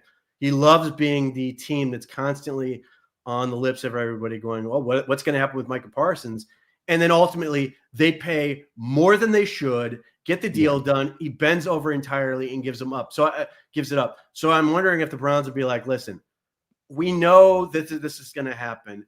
Let's just skip to the part where you give us the number. We do that. And then the Cowboys then have to pay more for Micah Parsons than they were ever anticipating and have to pay even more to if they want to make sure and that he makes sure that he gets the highest paid amount of money at that point and put the pressure on everybody else.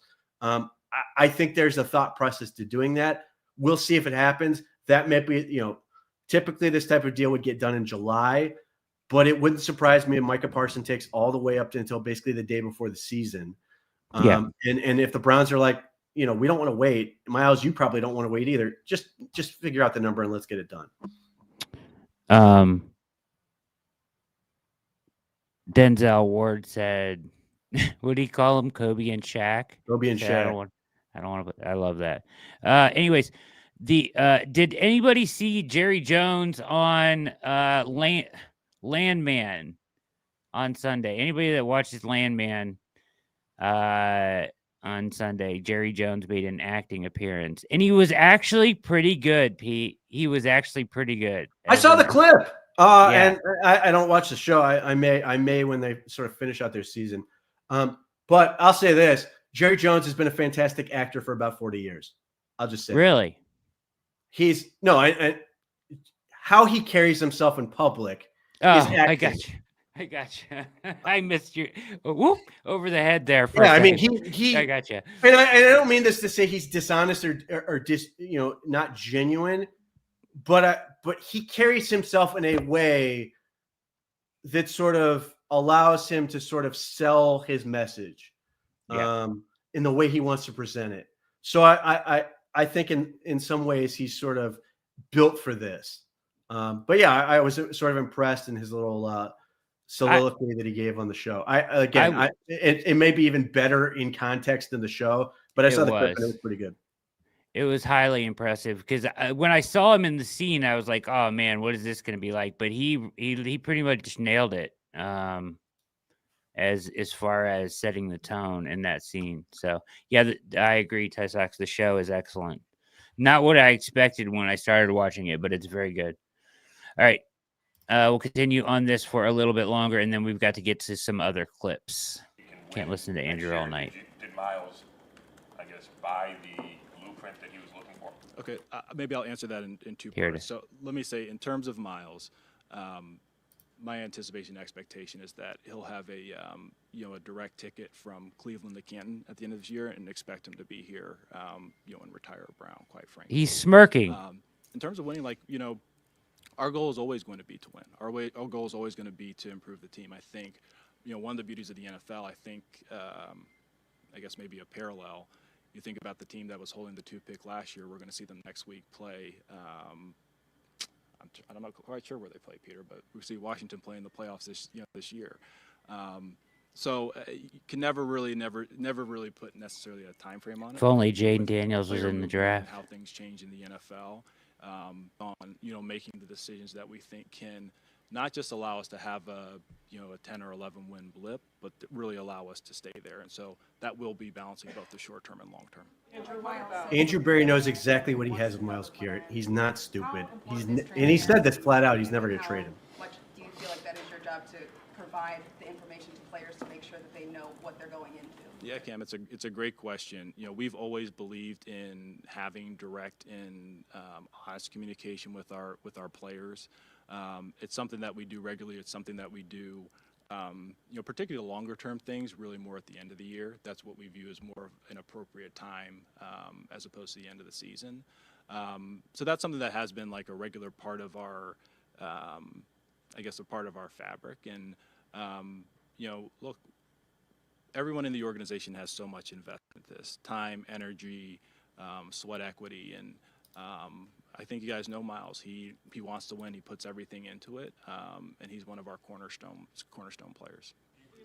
Given the way that Sean's time. I'll get you next, actually. Oh no, sorry. Ladies first. Ladies first. Let him be a gentleman.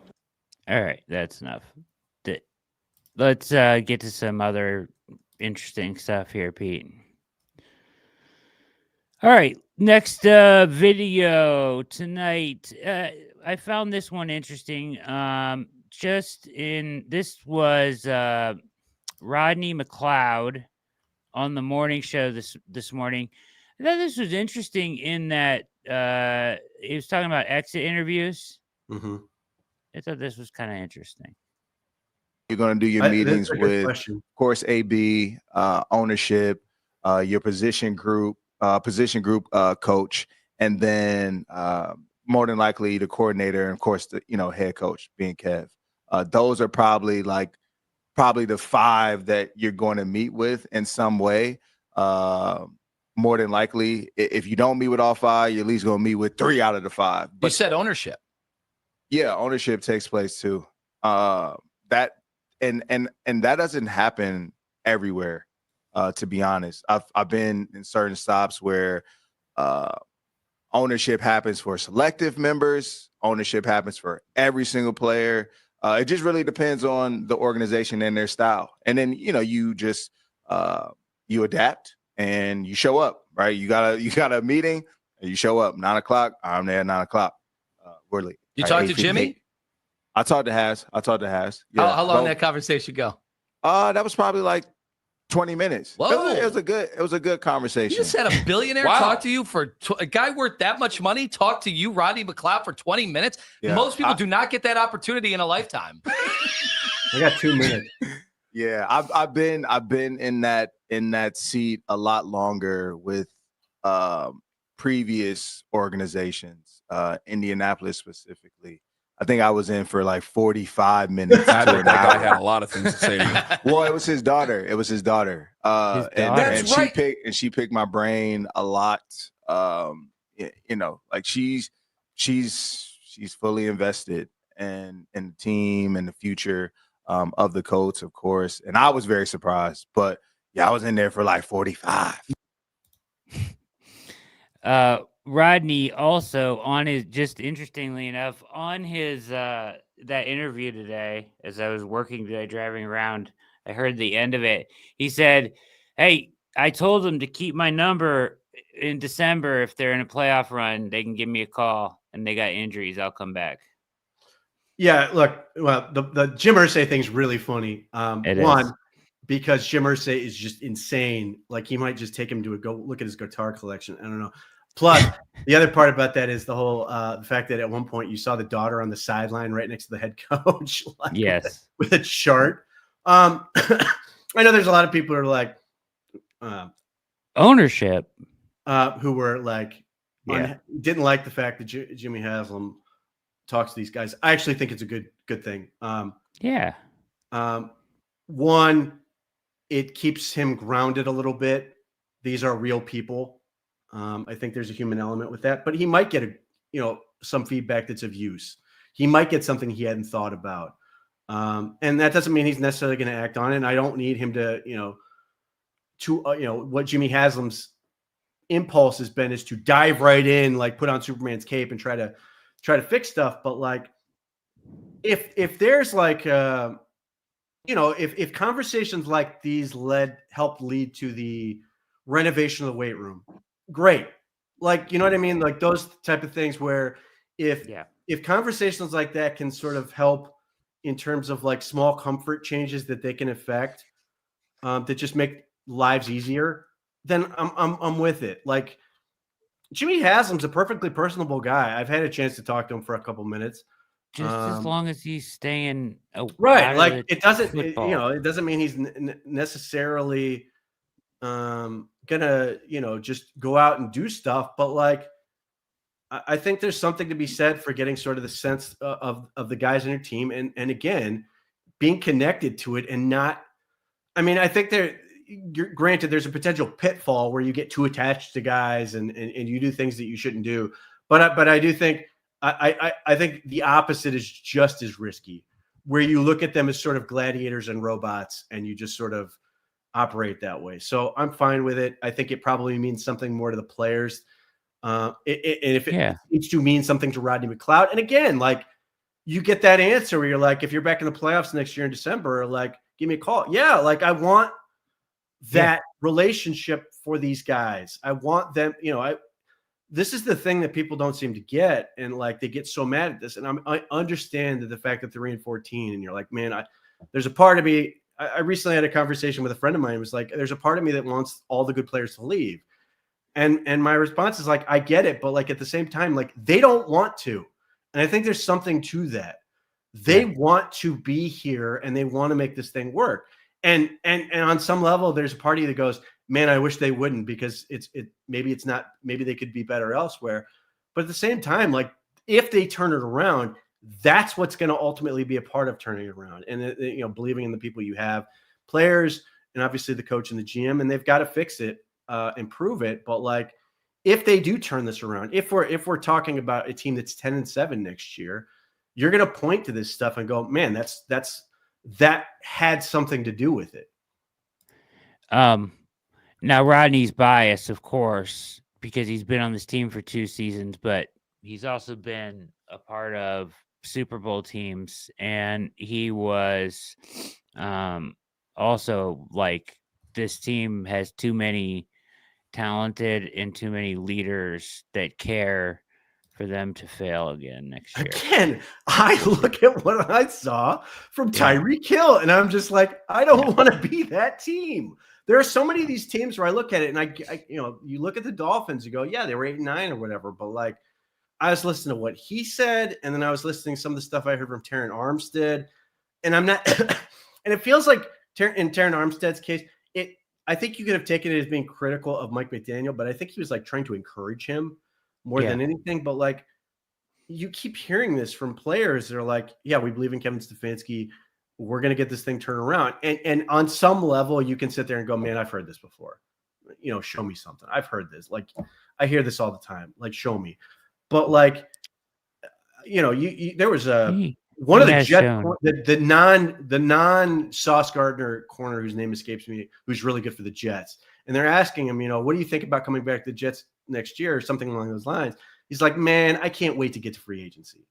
Like, that is not a good place to be. No. And then there are people like, advocating the Browns should be more like the Jets in terms of like cleaning house and stuff. And I'm telling you right now, the Jets are going to hire they're going to be in that 7th, 8th choice. Like, I've seen the amount of people that the Jets are going to try to interview, and I'm just looking at going, he's going to say no, he's going to say no, he's going to say no, he's going to say no, he's going to say no.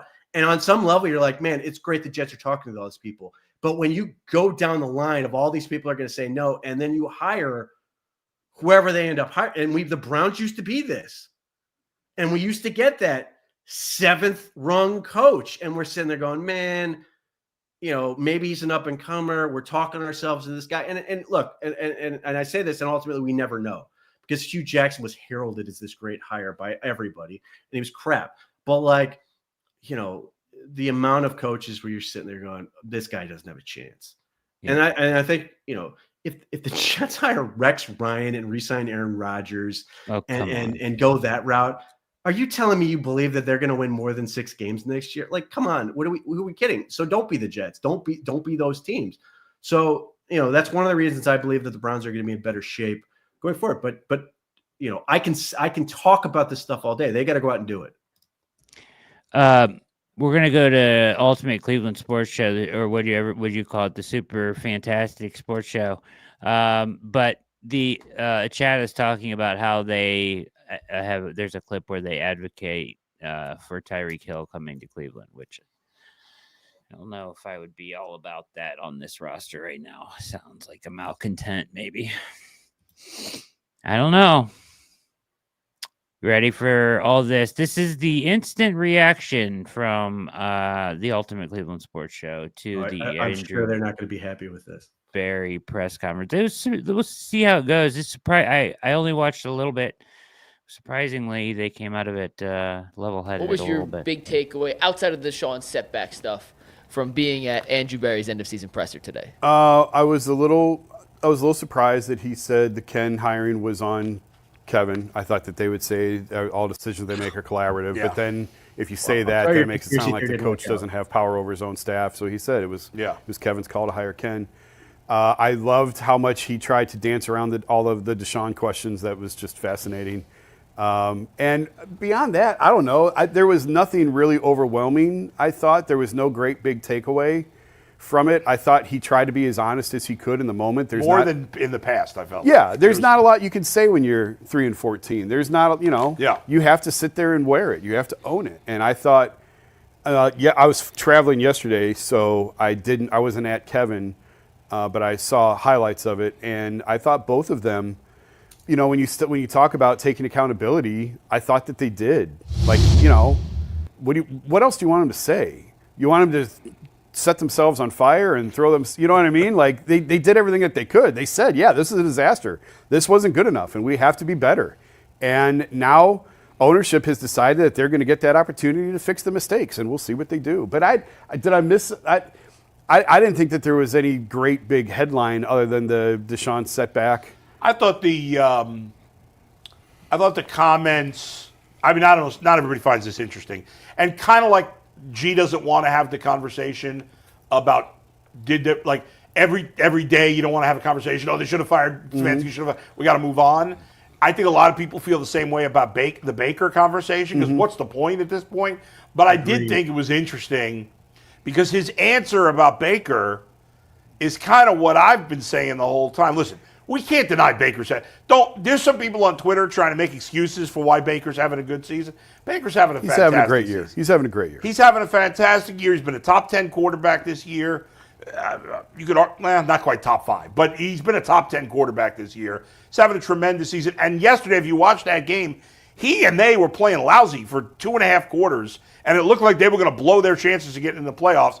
And then he had 2 drives at the end of the game where he was fantastic. And that was always his biggest problem. It was the first. In fact, yesterday was the first game Baker Mayfield's ever won when he was losing by 10 or more points. So listen, the guy deserves a ton of credit.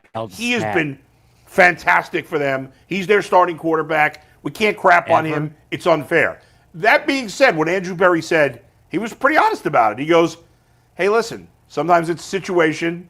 You learn, you grow as a person, he did grow as a player. He mentioned personal growth for Baker suddenly. Exactly. And that's what we've been saying. Baker wasn't the same guy here. No, it's revision. I don't even want to go through it again. It's revisionist history to say it was a stupid trade at the time. There was not a organization in football that thought Baker Mayfield was a better quarterback than Deshaun Watson at the time. And it turned into a disaster. Even beyond that, you had a decision you had to make on his future. Yeah. And they were not in a position where they did not feel comfortable investing $35-40 million a year into him, given some of his personal hang-ups. But don't you think at the end of the day you wear that? Yes, in the end it didn't work out. Yes.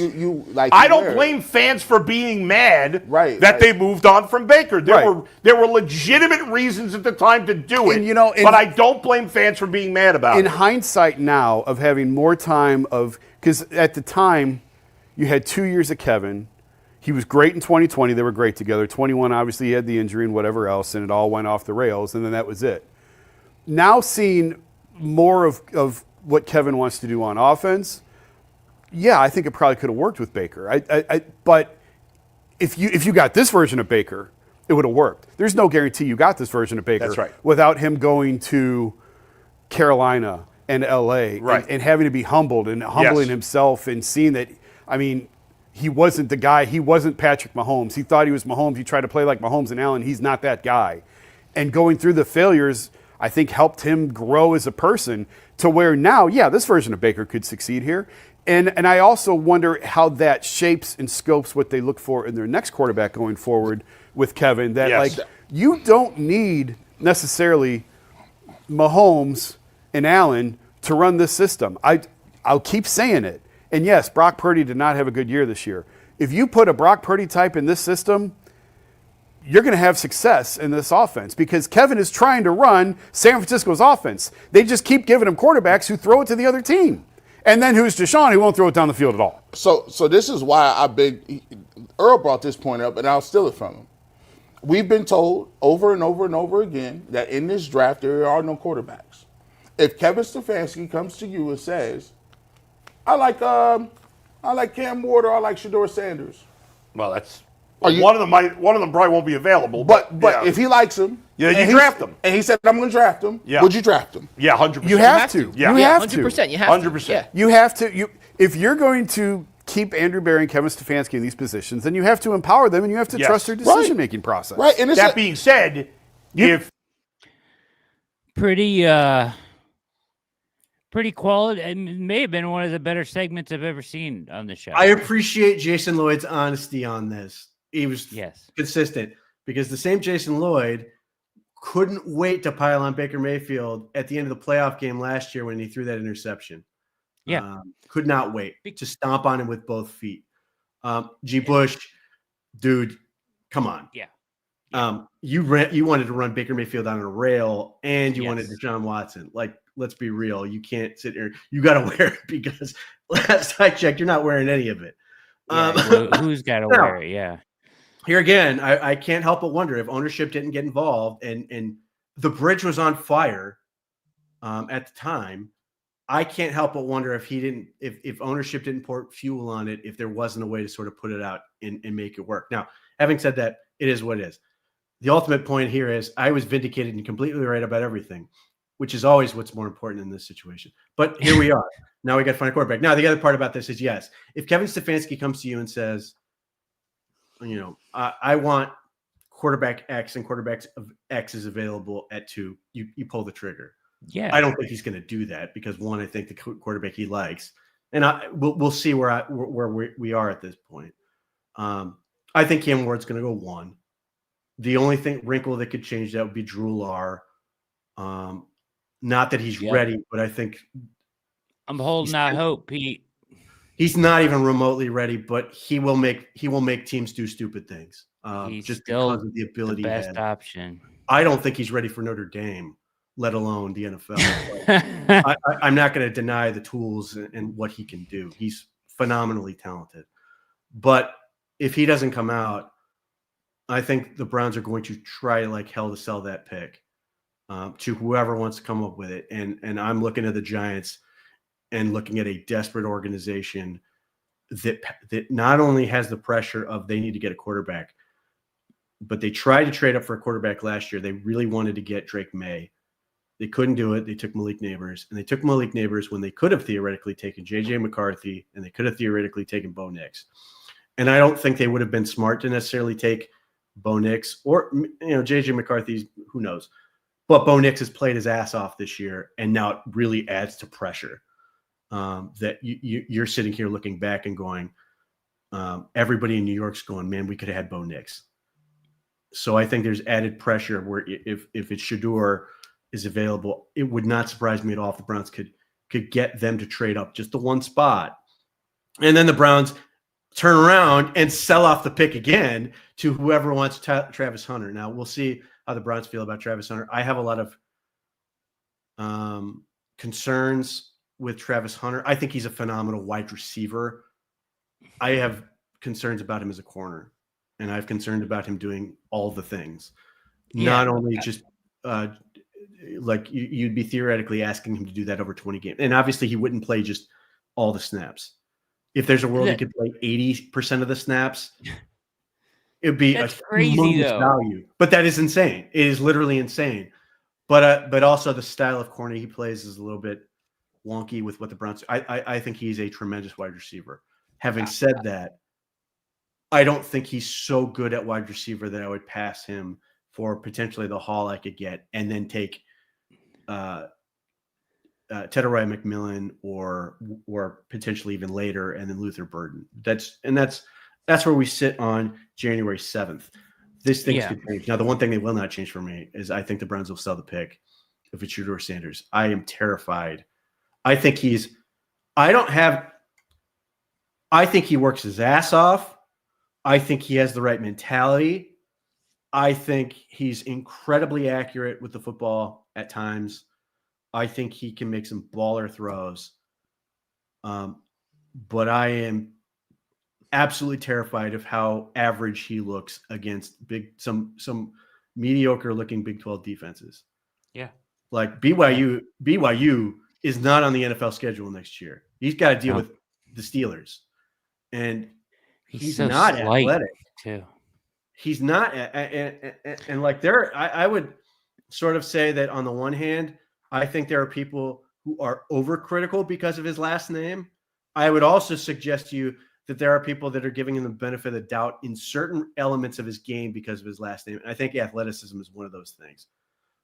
I don't know that he's going to run better than a low 4.9. Yeah, he's not Jaden Daniels. Like, people thinking that's crazy. And he runs around, and you watch some Nebraska defenders just chase him down like nothing. You watch BYU guys chase him down like nothing. And maybe there's a lot of NFL guys on those teams that I don't know about. And I'm naive to the rich talent of those two programs right now in terms of NFL talent. But I look at a guy like that and the way he handles himself in the pocket at times and how badly he makes the situation. And you have to build you don't have a wall in front. You have to build a fortress because he just makes situations worse. And you watch him take 25-yard sacks. Like, he kills his team doing some of this stuff. He killed his team he did this against Oklahoma State, who was god awful, and took them out of scoring range at one point. Like, you can't do that. And I'm not saying he can't necessarily get better at some of these things, but like, you need him to be Teddy Bridgewater right out of the gate. And I don't know that he's capable. And I don't think the Browns are going to be in that boat either. But a team like the Giants, a team like the Raiders, they may be desperate enough. You can get a nice little haul, still be at the top of the draft, get one of those elite players, Abdul Carter, or maybe you want to get a McMillan, and you want to have paired up a McMillan with Jerry Jeudy and David Njoku and be like, man, we are going to have a dynamic set of receivers and set up the dream scenario that we talk about where like the Browns are going to be in the quarterback market the following year. They've got assets that they acquired in these trades. They're going to be able to sort of move around in the draft a little bit. And then you're sitting there rubbing your finger. Hopefully they've fixed the offensive line. Hopefully they got a running game, and you're sitting there going, man, let's just figure out the right quarterback to put in this system. And then they hopefully take off. Yeah. The Travis Hunter thing is such an enigma for me. Like, I can't, to your point, and I've talked about this before, but it's just like, I don't know how realistic I don't know if the value is enough, like, to take him in the top 5. Like, is that 10 snaps that you're going to get him for offense enough to take you in the top 5, or vice versa, versus taking just the flat out best corner or the flat out best receiver in the draft? Do you know what I mean? Like, because I don't know how realistic it is to play that many snaps in the NFL. And if it's only going to be a package on the offensive side of the ball, I don't know if that 1 or 2 package, 8 plays a game that he plays on offenses makes up for 5 draft slots in the first round. Do you know what I mean? Versus, I look at the other way, where I sort of look at it where I think he's a better wide receiver than he is a corner. Yeah. And I think DB is a really hard position to sometimes play because you are physically asking to play backwards. And I think, honestly, if he's a package defensive player, I think he's a safety. And in passing situations, you're like late game or one of those things, and you're like there, or you have a big lead or whatever, and you're trying to protect it, and you're like, I want to get my best 5 guys on the field or 6 guys or whatever. And I think Travis Hunter's instincts and stuff theoretically make him a really interesting safety, that third safety or free safety, and you just let him go get the football at that point. I think he's more. Now, I think theoretically, I think he could play off corner. I have concerns that he's not going to. One, I don't think he can physically hold up. But just the way he plays corner, he wants his eyes in the backfield. I don't think he's suited to just sort of play mad dog a guy and just run with him.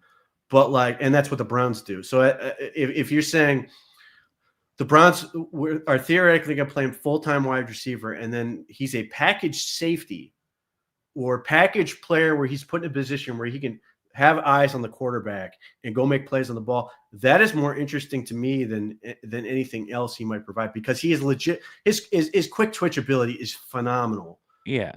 And that's where I sit there and go, I don't know, maybe safety, because you're the quarterback and you don't necessarily know where he's going to be. And now he's, if he's playing a robber type role or some of those other things, I think that's more intriguing. Now, having said that, I could be an idiot and no, it's intriguing, certainly, but ultimately it's really hard for me to evaluate that worth versus, Ty Sox is laying out exactly my point right here. Like you can go raw corner better, raw wide receiver better, or just wide receiver better, just corner better. But it's the combination that makes him the novelty here. And there's no doubt that he's like the brand new car where the second he leaves the lot, there's a loss of value. To Ty Sock's question, he's phenomenal at wide receiver, but to your point, like Tetroy and McMillan, the size and his ability to go up and play the ball is remarkable, and I think he's going to run really well. And I don't want to get into comparisons and those type of things, but he could be a specimen that teams just don't have a really good matchup for. As far as corner, I think Will Johnson's a better corner than him. Now, having said that, he was hurt and missed some time, so he may not go as early. Because I think Will Johnson's a more suited to an off role than I think he and Hunter are similar in that role. But not only is Will Johnson, I think, better at it, he's also bigger. I think he's legit 200 pounds, whereas Travis Hunter's like 185. And again, I have concerns about him holding up. And it's all well and good to say that Travis Hunter can play 70, 80% of snaps, but if he's hurt, he plays 0%. So that is concern. And I don't want to take any like absolutely deserved the Heisman Trophy, was phenomenal. Like genuinely a joy to watch. And when you watch Colorado, and this is the other problem I have with Shedeur Sanders, it was clear who the star was. Travis Hunter was phenomenal and Shedeur was fine. Shedeur was pretty good. But then I watch a game like Kansas, and it's Travis Hunter's a star, Devin Neal's a superstar, the Kansas running back who I really like, and Shedeur's there. Shedeur's also there. Like, that's where I get very worried about Shedeur Sanders, where and to compare to like Cam Ward, there are absolutely concerns with Cam Ward in terms of like decision making and stuff like that.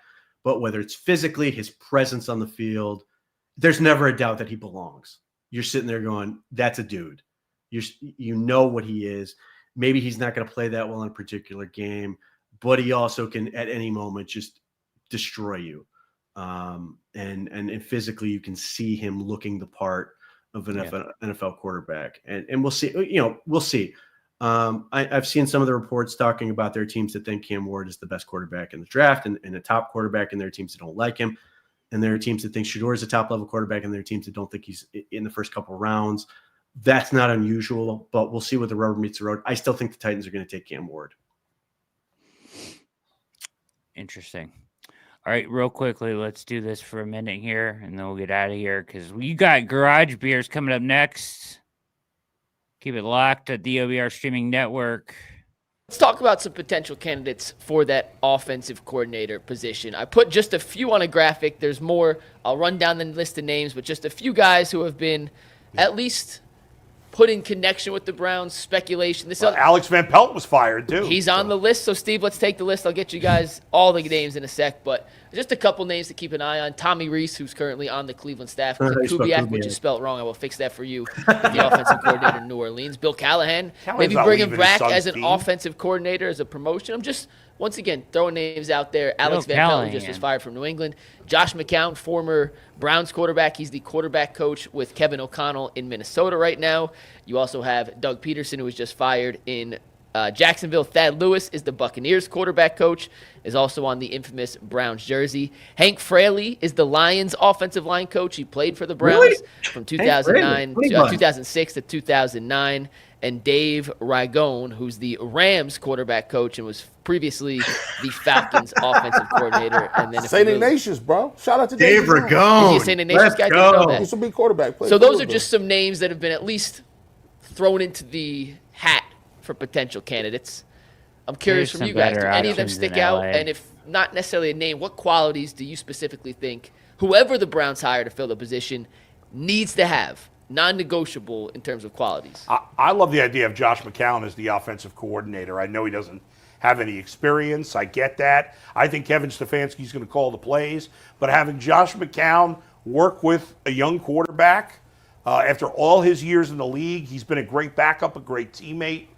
He's obviously done a great job, and I don't know how much of a factor he is with the Minnesota success, but that team has had a great season. Everybody thought they would suck, and he's working with a quarterback. He's the quarterback coach for a quarterback that's had the biggest turnaround we've seen in forever in Sam Darnold after years of sucking. So I know it's maybe unconventional, but because he just played and he hasn't been a coach very long and he hasn't been an OC. I mean, the Texans tried hiring him as a head coach a few years ago. Yeah, I like the idea of hiring McCown as the OC and a veteran offensive line coach, a guy who's been, who's done it for many years. And real quick on McCown, so he is the Vikings quarterbacks coach. This year he was the Panthers quarterback coach last year. And to Jason's point, he was interviewed by the Texans for a head coaching position entering the 2023 season.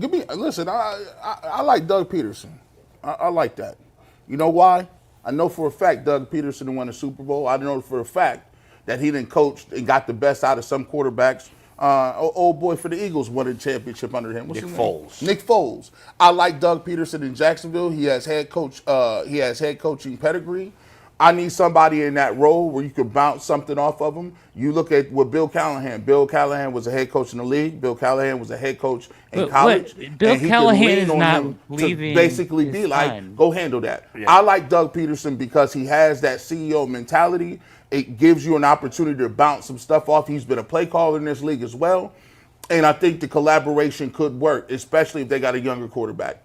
I didn't even consider Bill Callahan because I assume he's not going to leave his son. Correct. I mean, excuse me, Doug Peterson. Well, I put Callahan on it in case they were to offer the OC position, which is not what he is in Tennessee, just as a name. Right, but I don't know. I just don't think he would do it. I would bring somebody back, but it wouldn't be Bill Callahan. You mean AVP back? I think both sides have to swallow some pride.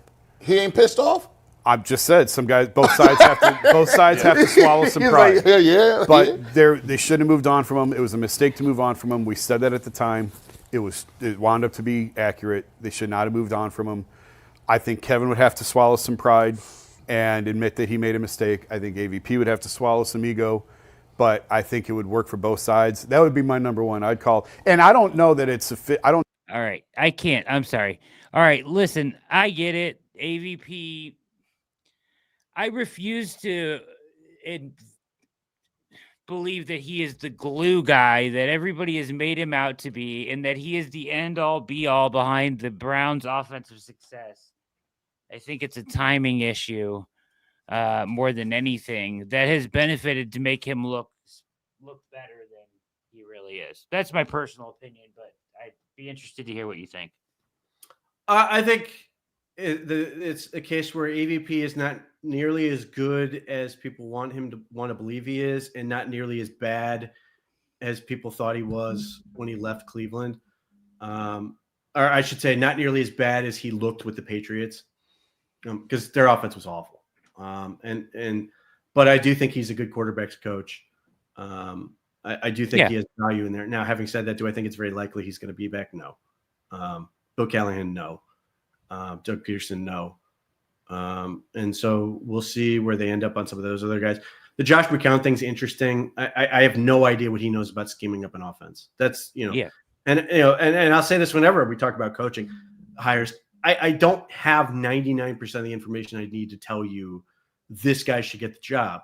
I don't want to end up like, all of 92-3 and saying Josh McDaniels is going to be the greatest coach of all time. And he couldn't coach anything. One of the worst coaches in NFL history. I don't know, but I can just tell you that some of those just are flat out unrealistic. So we'll see where they end up. Doug Peterson, I don't see him going to a situation where he's not calling plays. because that's what he's done. Now, having said that, Jacksonville's offense was not good. We're sitting here talking about, again, why isn't Trevor Lawrence good? These are things I have real consideration about. Even though Brian Thomas was an outstanding success for this, and for the record. That's why I asked you about that today, because of this clip. Oh, yeah. In Slack? Yeah. Yeah.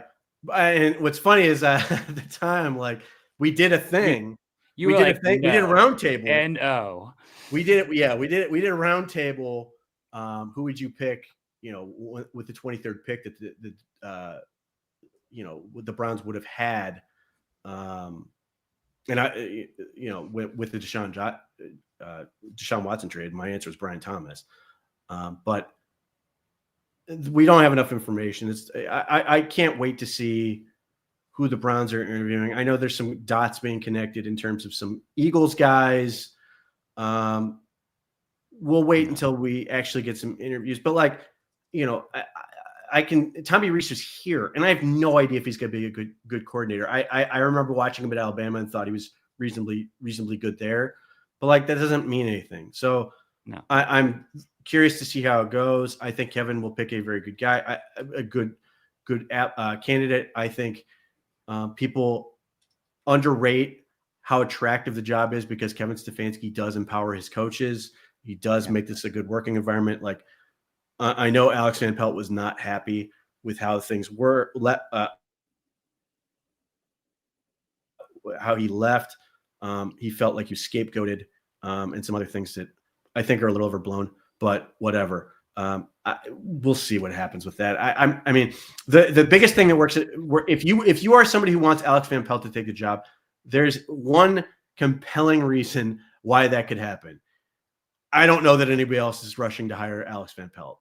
And even last year, when he was let go, nobody was in a rush to hire Alex Van Pelt. He ultimately ended up with the Patriots. And again, I think he did a nice job with Drake May, but the offense was bad.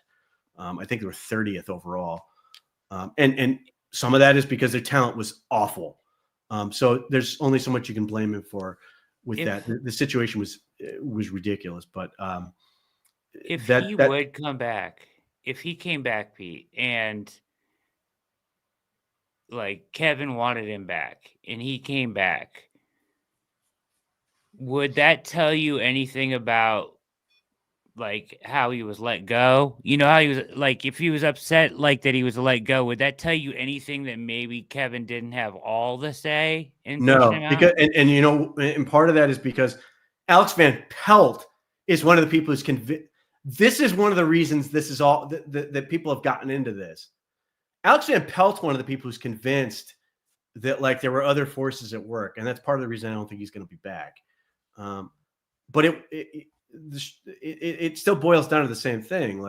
He didn't have a great relationship with Deshaun Watson. Deshaun Watson didn't feel like it was a good fit. And that's the deal the Browns made, unfortunately, the deal with the devil, the Faustian bargain of Deshaun Watson. And this is sort of what led them down. This is why you don't make that deal, or one of the 10,000 reasons you don't make that deal, because then you are putting yourself in this position.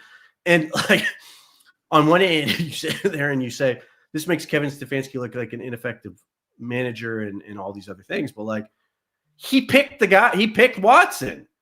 And inherently by picking Watson, he has to sort of lean into it and do right by trying to make that work.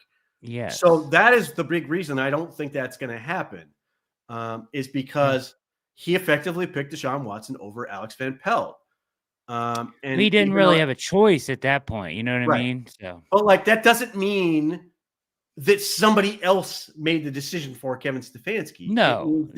And that's the problem. And I think that's a fundamental thing. And maybe cooler heads have prevailed since then. Maybe Alex Van Pelt has sort of, gotten over it and sort of come off of that. But that was a thing that when he left, he was one of the people who was pushing this notion that there were other people that were involved in this decision, and it's crap.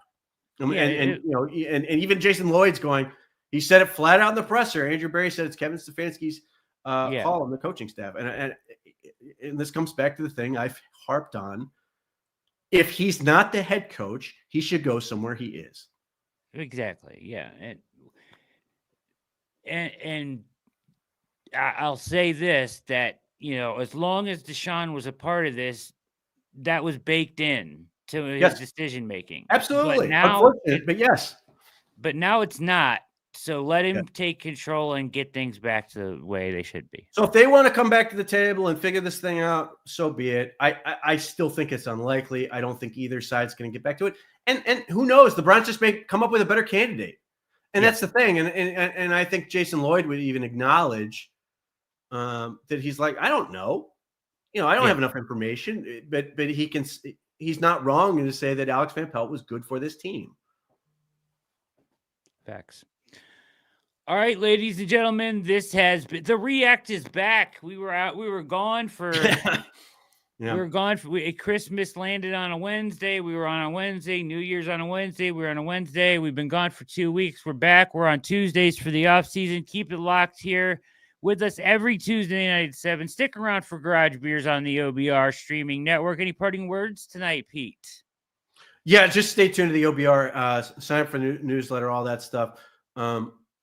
I can tell you right now, we've been rolling out a lot of these stories on stuff that we're hearing, particularly stuff from Lane Adkins and Brad Stainbrook. Yeah. I already know there's 2 stories already lined up for tomorrow that are going to continue to let you know what's going on in Berea. So by all means, sign up, subscribe. You want to be the first to know. Subscribers new. We're ahead of the game on a lot of this stuff. If you want to be ahead of the game, if you want to know what's going on before everybody else does, by all means, sign up, subscribe, get in there on the forums. And even some of the stuff that's going to be in article form is already there. So you might be even slightly ahead of that. But either way, if you want to be ahead of the game and know everything that's going on, how the Browns are thinking, including this weird situation with Deshaun Watson, it's all there for you. Absolutely. And those links are in the description below. So all you got to do is go right down below, click that, get over to the website, become a VIP member, know all this stuff ahead of everybody else. Our insiders are killing it right now. This is going to be fun. It should be a fun off season. We can kind of change the narrative that we've been talking about all season long and kind of get to, I like the changes they made already. This should be intriguing, and I like the direction we're going. So let's appreciate all you guys' compliments, and thanks for hanging out with us tonight. And we'll be back next Tuesday. Stick around for Garage Beers. Hit like and subscribe on your way out. For Pete Smith, my name is Brad Ward. Have a wonderful evening.